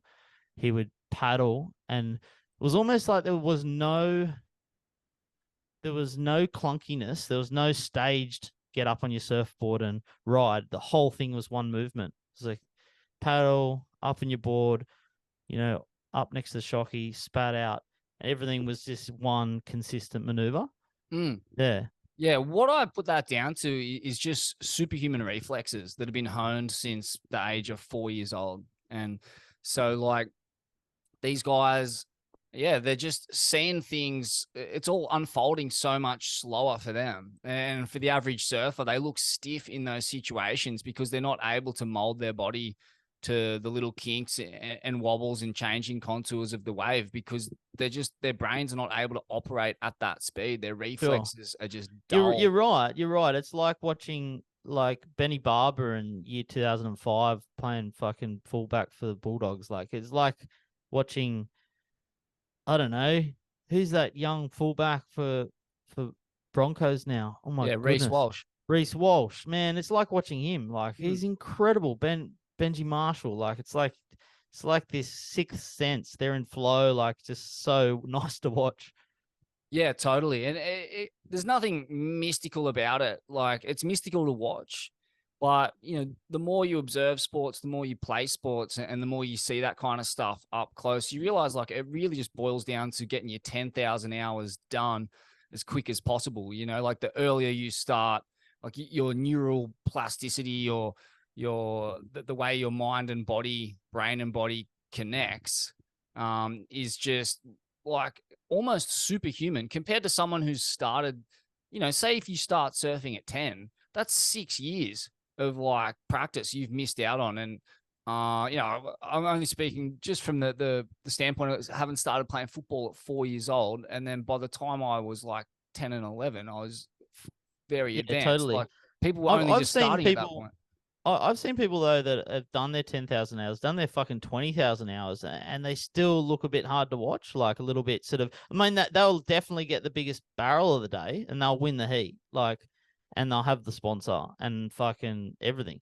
But it's just there's not a lot of fluid to it, like, kind of. That's what I'm alluding to. Yeah. Yeah. Well, Matthews is an interesting case study because he grew up surfing inner city slop, like just metropolitan shitty crowded beach breaks, and fuck, you've got to surf good, man, to surf in those conditions. Like it's so hard to get the technique to surf well in those conditions, that when you get put in a longer period juice or conditions where you've got more time and space, like it's even easier again. And like I guess like some of those people you're talking about, I mean, I think Hawaii's like amazing like this because you get both, right? Versus Indo where you don't, you only get one kind of condition. It's always long period. Whereas Hawaii, you've got like fucking 2/3 of the year the waves are dead flat. You're surfing short period shit on the South Shore. So you look at someone like John or Nate, for that matter, and these guys are just so versatile. Jamie O'Brien, they've been practiced in so many different kinds of conditions from such a young age that by the time they reach maturity, they're just like, they seem like they're not even human. Like the shit that they're doing is like fully unrelatable to someone who's been surfing. Like I would have done my 10,000 hours surfing like from the age of 13, but like obviously like that, these guys already had 6 or 7 years on me by that point, and fuck, like the conditions and the narrow focus and like all of it combined just puts them in a realm where the shit they're doing, you just have to watch and applaud and marvel. Yeah. I remember seeing Jamie O'Brien when he was like 18, green board shorts at Pipe was so gnarly, like 10 foot. But he'd like hold the wave with different parts of his body. It wouldn't just be his rail in the wave. Like he'd hold the wave with his like back and his hands, and he's like contort his body. Yeah, it was amazing. Yeah, it becomes that easy for them that they don't really feel challenged anymore. Like it's such a crazy space to get into as an athlete, where something that is deadly becomes easy. And when people are making shit like Pipeline or the NRL look easy, it's like, these guys are just a freak of nature. Like they're a rare combination of factors wrapped up in cells and sinew. Man, talk to us. You mentioned mental health struggles, and it's not something we've talked at length about, but I know you've had them. I've had them. What did talk to us, I guess, about that trip to Ireland, and just, what does it look like for you when your mental health bottoms out? Yeah, so I've always had obsessive compulsive, what is very known as an obsessive compulsive cycle, which you have a thought, you attribute meaning to that thought. So and then you check it. You do some sort of checking mechanism to make yourself feel better, but then the thought comes back. And those loops kind of occurred all the way through my, 8, 9, 10. Mostly when I was 12 years old, it started to become obvious around the religious stuff. And then became really gnarly. I thought whenever I would masturbate, I would get someone pregnant. And that sounds really crazy, but the alarming thing about OCD is that the irrationality of it is so embarrassing, but people just suffer in silence, and that's why not a lot of people talk about it. That's why I didn't talk about it for about 8 years. And so you have these fears that are triggered off thoughts, and then you'd go mad checking those thoughts or checking things physically, like checking, whatever is going to impact that actual thought happening. You check and check and check and check. So it got so bad that my obsessive compulsive disorder just became unmanageable when I was traveling in Aileens in 2005. And I told Mickey's mum, I'm just really suffering. I've got to go home. And I was fucking, trying so hard not to. I was doing everything I possibly could for years. But yeah, then it was actually a relief. Like Yeah. what? Like, just checking and checking and checking, like trying to get out of these loops in my head. Yeah, it's so fascinating, man.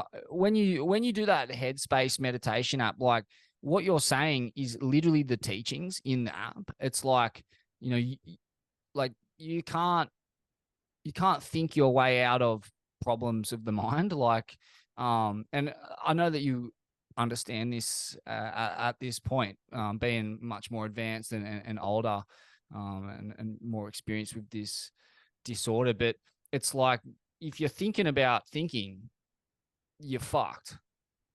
Yeah, but because it's just more thinking, and Yeah, really, the only thing to do is observe your thoughts. So I have this almost the same problem, where I have compulsive thoughts, intrusive thoughts, and they're of such a disturbing nature that, like, I resist the thoughts, and in resisting them, what you resist persists. And Exactly. so in the resisting of them, that's a guarantee that they're going to come back. And they've been thoughts, like, when I think about it, like, they kind of go all the way back to when I was a teenager. And it's always the same. The nature of the thought is always the same. It's kind of like my brain going, like, would you do this? And it's just disgusting shit. Like, it can be, I won't go into the nature of it, but it's just like, it's mad. It can be anything from, like, thoughts of, like, would you, like, imagine, or it's more like, imagine if. It's like, imagine if you jumped in front of this train. Imagine if you jumped off this cliff. Imagine if, like, like, just gross shit, like, just silly gross shit. And my mind goes there so quick that it's already there, and that thought has created an emotional charge of disgust. And so the process of meditation has been helping me observe those thoughts and put some distance between those thoughts and the emotional charge that they can give off. As soon as I can just observe that thought and not have the emotional charge attached to it, i.e., self-loathing, disgust, like, how could I think that, shit like that? Does that mean I'm broken? Does that mean I'm going to potentially follow through with that someday? Like, that whole range of thoughts perpetuates that cycle of thinking, and it's just more and more thinking, and more self-loathing, and you get stuck in a negative loop. And that's been, yeah, man, meditation is fucking just been so massive for me. Like, I've never sought diagnosis for any of the mental ailments I've had, because I know that any psychiatrist or GP can look in the DSM, the diagnostic manual, and tick me off in several different disorders. They've been telling me I've had ADD since I was a kid, and like, personality disorders, bipolar, like, PTSD is the one that I've got, like that. And and that the manifestation of that was clinical depression. And I deal with it. Like, I think my solution is just to fucking wake up, do Wim Hof, get in a nice bath, go for a run, meditate, and I'm sweet. Like, as long as I do that every day, I'm sweet. But doing that is fucking hard. Like, it's torture what I have to do to keep myself alive and flourishing in some ways, but it's also a small price to pay. You know, I'm not working in a fucking cobalt mine in the Congo. I'm not like an Indonesian fisherman, you know, like who can't swim, like, you know, having to feed his family. You know, like, so it's hard, but it's not that hard compared to what's going on in the world. It could be worse. But for you, like, what was the timeline of this illness and in terms of like the methods that you were able to employ to get a handle on it? And I guess, like, yeah, what was rock bottom as well? Maybe start there, rock bottom, and then how you kind of worked your way out of it. Yeah, thanks, Smithy. I think it's so valuable, and this is what I fucking dig about you. You're an open book, and you're processing stuff, actually in the presence of other people,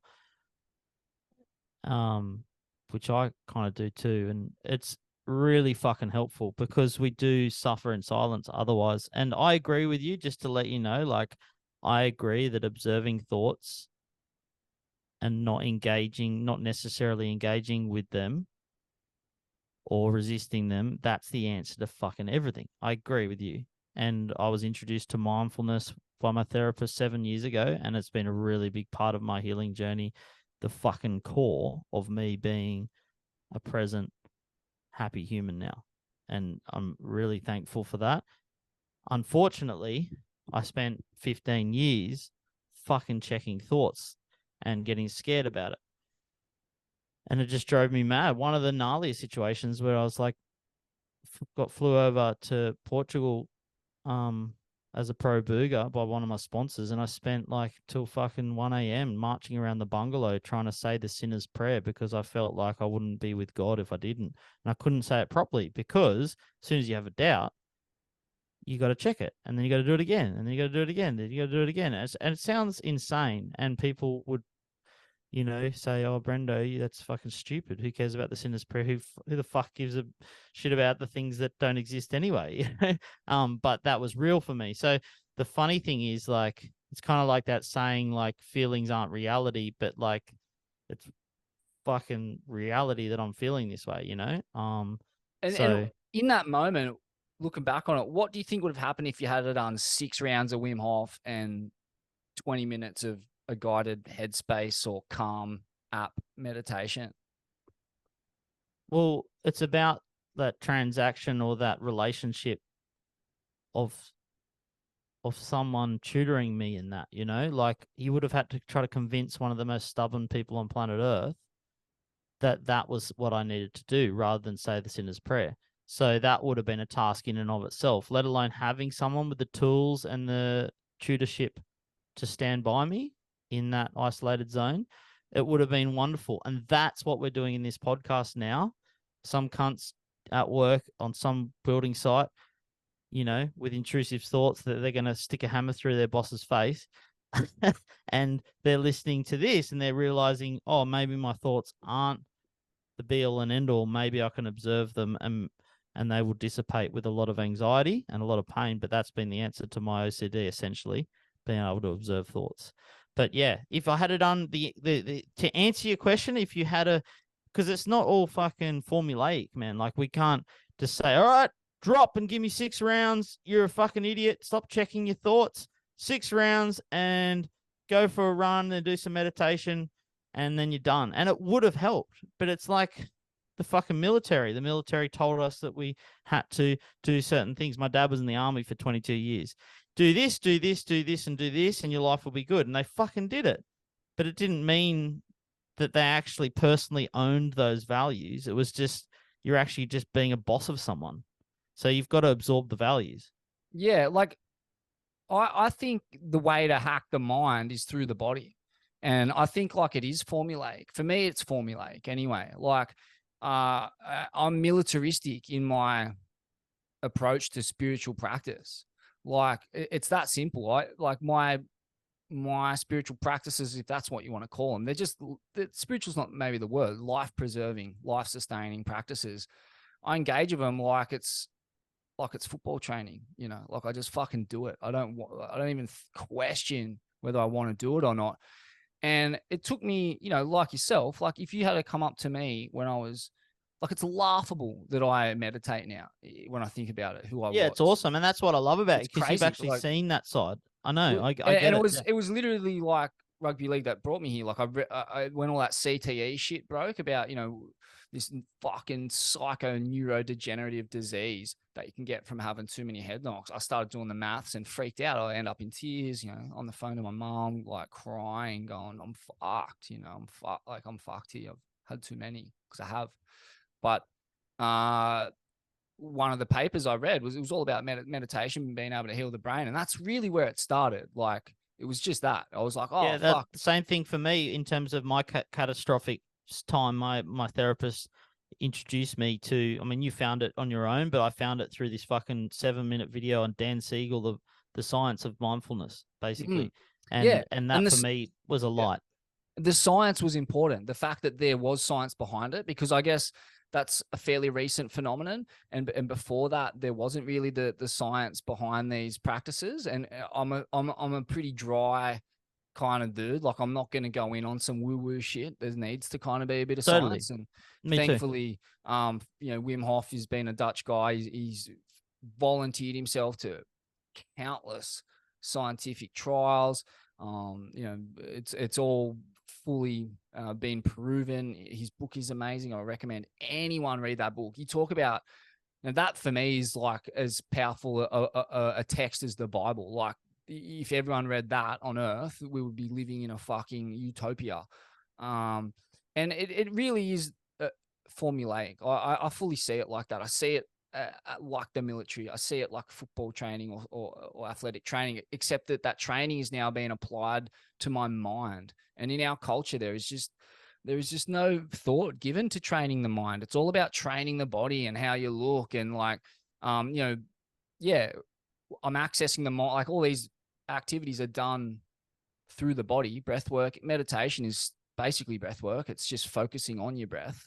And you remember how you told me about the meditation? You kind of stuck it to me last podcast. Yeah, how'd you go with that? Man, I've been I went through hell again because I got OCD about it. Because that was my fear, remember? But then actually, I've made some progress. I've had some fucking heavenly moments. Like, there's been a couple of times when like everything's fallen away, and I just feel like it's so good. Yeah, so I'm into it, man. I'm just hesitant to put formulas on anything black and white. I've learned that it's got to be a little bit nuanced about, because I can get OCD about the thing that actually is meant to help me. Yeah, but that's you're thinking, you know, that's thinking. Like, whereas you like, I don't think about doing this stuff anymore. There's no thought attached to it. It's just, it's a done deal. It's just done. Every day it's done. There's no thinking about whether I want to or not. It's no, and there's no analysis going on. It's just, I'm committed to this thing. And that's great that you've reached that, Jed. I'm really stoked for you. I'm fucking so stoked for you. And the fact anyone can do it, though, obviously. Yeah, like, no, it's good. I agree. It's not. It's simple. It is so simple. And yeah, I don't know. Like, as a base foundational thing, like movement, breath work, and meditation, I think that's just like, I can't advocate that enough. And that, you know, we just got back from India. Like, that's what they've been doing there for thousands of years, you know, like that's so deeply rooted in their culture, and they don't have these fucking sicknesses that we have in ours because of that. So yeah, I it's just the way I see it, I guess. I just, you know, I feel like, yeah, what you're saying about that bliss though, that moment, right? The where it all falls away, that's always there for you.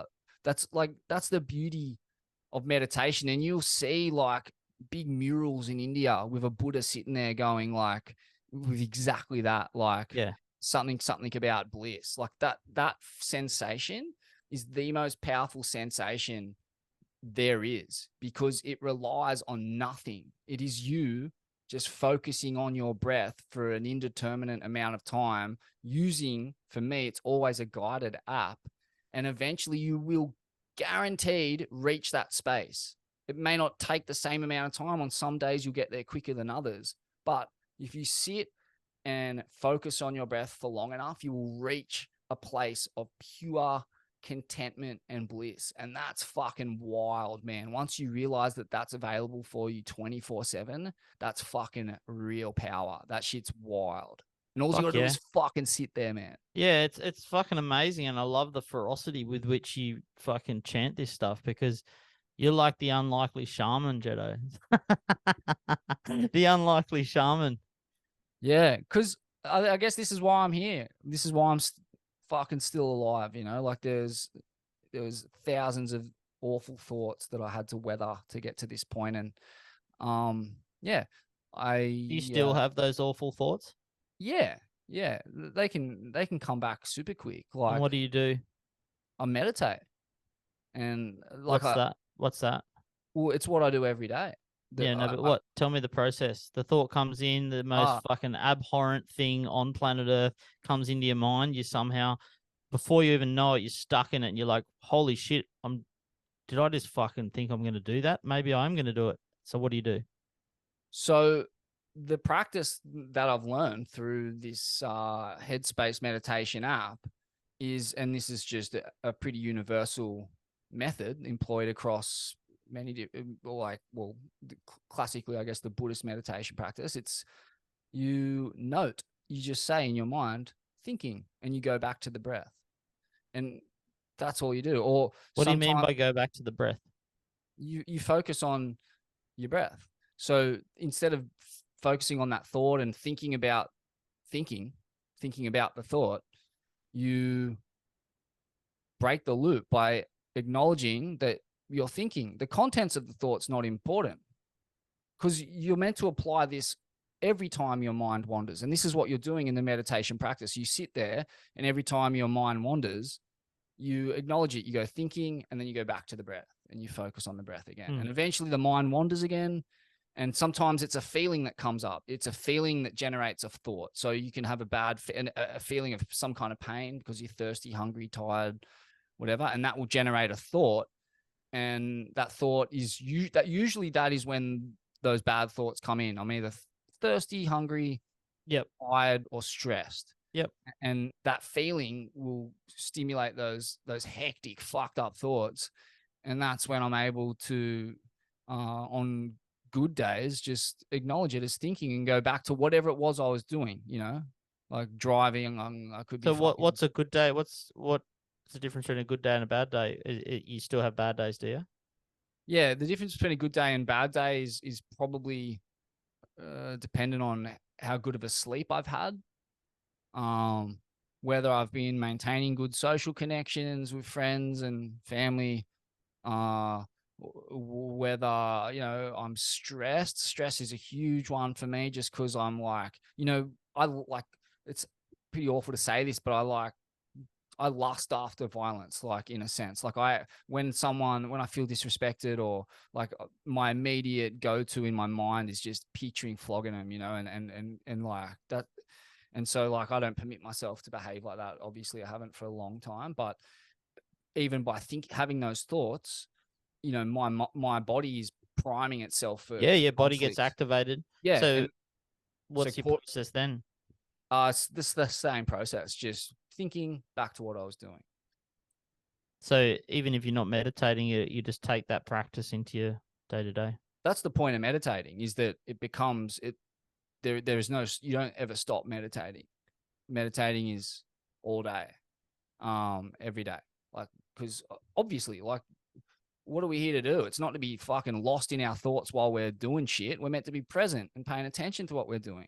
Makes you more efficient and just a better human to be around, when you can be present and listen to someone and not be wrapped up in your own fucking indulgent thinking.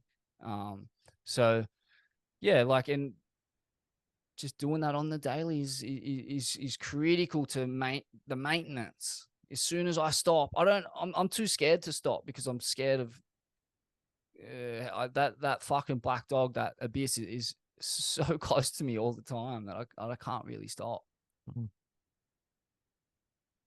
Fucking cool, man. So cool to hear like the process, and it's very similar to mine. It's very similar. And yeah, I think the more we talk about Like I'm like you, where I don't have a lot of regard for labels and diagnoses and stuff. It's a wonderful discovery when I started to understand the observation of thoughts could be my trapdoor out of it. And yeah, it'd be cool if we could reorientate ourselves and our communities that are suffering from these things back to those zones where, yeah, thoughts are only given the intention they need. And I know there's a lot of people suffering right now. 1 in 100 people are suffering from fucking serious intrusive thoughts, and that's not to Oh mention. man, I think it's the numbers way higher. Like, Yeah, I mean, I'm talking, people that are like, suffering badly and reporting it. yeah, well, that's it. Because like anxiety is a natural human emotion. Like it's part of being a human is that emotion. The idea that 1 in 3 people suffers from anxiety, it's like, no, like 3 out of 3 people suffer from it. It's part of our wiring from like, Yeah. it's the reptilian brain. It's, it's there to warn us that there's constant threat in the form of fucking animals that might eat us. But obviously we live in a sedentary, super controlled environment. So those threats are no longer around. So, but the impulses from millions of years of evolution are still there. And those that have grown up in unstable, threatening environments, yeah, those impulses are probably more frequent and consistent. Man, talk to us as well. Like, I don't want to get too much into the weeds, but I know I didn't ask you about your role with AIM and what you're doing for purpose, meaning, a quid these days. Yeah, it's a weird thing. You go get a job, don't you, when you sort of need money. So I did a uni degree because that was what you did, I suppose. And I was pretty muddled mentally with that OCD stuff, so I just picked something simple. Did I like kids and I like kind of sports. I thought I'd do like PE teaching, and just went through this fucking wrangle of this disconnected, shitty course. I committed myself to it though, and did 4 years of that, and then I was looking for a way out while all my peers were looking for a job in schools, and finished my degree. And this guy's invited me from this Indigenous mentoring program to come and talk some surf stories to some of the Aboriginal kids on the South Coast, and it was fucking magical. I love those kids and just seeing their personalities in the room. And, essentially I was standing there kind of in an educational environment, but just like feeling real connection. So I put my hat in the ring for six roles all around Australia to work for this organization that invited me as a speaker. And then I got a job out of Wollongong and started leading the program there. I think I told you last time. I told my boss in the interview, he's like, "Oh, what's leadership?" And he's a pretty visionary character. And I recited the story of when I was out to sea, and I kind of put it on the line for the gang. And he was obviously excited about the potential of that, even though I had no corporate hard skills. I was just fucking this kid that had been through 50 jobs. And he gave me the manager's job. So here I am, like fucking trying to run this pretty tight, let's say, corporate structure of a mentoring program across 50 schools, 1,000 kids, fucking 300 volunteer mentors. And I just had to learn the ropes really quickly. And I'd dry reach at the fucking car park every morning because I was so anxious and just coping with shit. But I did 3 years of that and earned my stripes, and the organization evolved into something that's more sort of advocating for system change and build solutions for the future. So I play a role in recruiting for that organization now, to find different people around the world who have different skills. And I use my little bodyboarding network to do it. Pretty much. So yeah, that's the way it's unfolded. I'm really lucky to have a job that's, I fucking throw some energy out and there's good vibes and it's good flow state to it. And I get to just essentially find people to plug into what we're doing. So good. And you live in the Gong. It's slab heaven down there. It's like, yeah, there's some waves here, eh? Holy shit. Just it's like ask the 40 people out Sandon this morning. You know what? The Gong reminds me of I used to live down that way on the Cold Coast for a bit, and it fully reminds me of like the North Shore of Hawaii, but with a train line. Yeah, there's like 7 beaches. Yeah, all the way from fucking Kaiki up to Rocky. Yeah, it's like Um, this stretch of just nooks and crannies and slabs, and Yeah, like yeah, there's yeah, waves that yeah. are like backdoor, there's waves that are like Lani's, like there's like fucking mental Yeah, beach breaks. Like it's got like the full gamut of like conditions, totally. condensed zone that's like fairly urbanized too. It's a fucking mad zone. Love the gong, up the gong. Yeah, no, the gong's great. Yeah, I'm into it. I love boogie boarding around the gong. So good, man. And so just finally, like, are you feeling optimistic about the future? Are you on top of things mentally and physically? Yeah, I feel fucking amazing. Life is like so rich and still right now. Like first 20 years of my life, I was just so firing on all cylinders, just going crazy. And now I feel like, I'm hitting 40 next year and I feel like life is peace. Like I feel really good and life can't get any better. Like I appreciate all the, trees in the garden. I appreciate the connection with you. I appreciate the connection with anyone I get to speak to. Got beautiful kids. I got fun wife. Like life's really good, and I'm really excited about like everything that unfolds. And it's nice to have these testing grounds of like mental ill health that I've been through to understand what's valuable. Mm. So I feel really good. I'm fucking really excited about just being alive every day. It's amazing. Wow. What a feeling that is, waking up and feeling optimistic and happy to be alive and motivated to get after whatever you're getting after. Man, it's interesting to note too, like the older you get, the more you appreciate stillness and calm and peace, like which is completely the opposite of how you spend your 20s, like Yeah. your 20s and teens is about just chasing highs and rushes and traveling the world. And it's interesting to know, you talking about some of the mental health issues you had when you were abroad. And when you think about it, that shouldn't be surprising. And I imagine there'll be a lot of people listening to this who are, experienced traveling surfers. But the reality is, man, when you travel, everything gets upended. Like your gut health gets all torched by the weird foods. You're sleep deprived from the jet lag. You're sleeping in weird beds. That this like we're not really built for that. And that needs to be acknowledged. Like I love travel and surf travel as much as anyone, but I've come to realize that it's not very good for you. You're never at your best. And if you have some underlying mental health issues, as so many people do, traveling is gonna bring them to the surface, man. And you got to be fucking aware of that.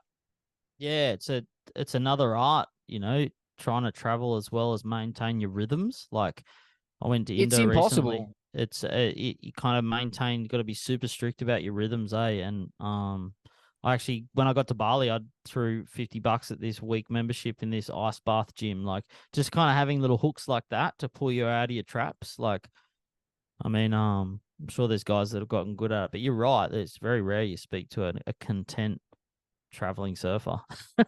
Yeah, man. I mean, and you look at these people who have seemingly lived the ultimate life, like Anthony Bourdain. There's that hilarious fucking Dave Chappelle bit about Anthony Bourdain, this guy who had the best job on earth, just traveled the world eating at the best restaurants and ended up killing himself. And the Chappelle bit is, like he went and saw an old high school mate working at Foot Locker in the referee outfit. And, the guy's wife has left him. He's like, poor and back at square one. He could have been anything. He was a college like superstar, but he's never thought about killing himself. Like, no, he's working at Foot Locker in the. I Yeah, butchered Dave yeah. Chappelle's bit, but anyway, the point being that like, what can seem to be the crowning glory of the Western consumer lifestyle just fucking leaves you literally swinging from a rafter. Like, how many rock stars? How many? Swinging from the rafter. It's heavy. Like it's so common. Like how many like heavy hitters? Like we're taught to aspire to live this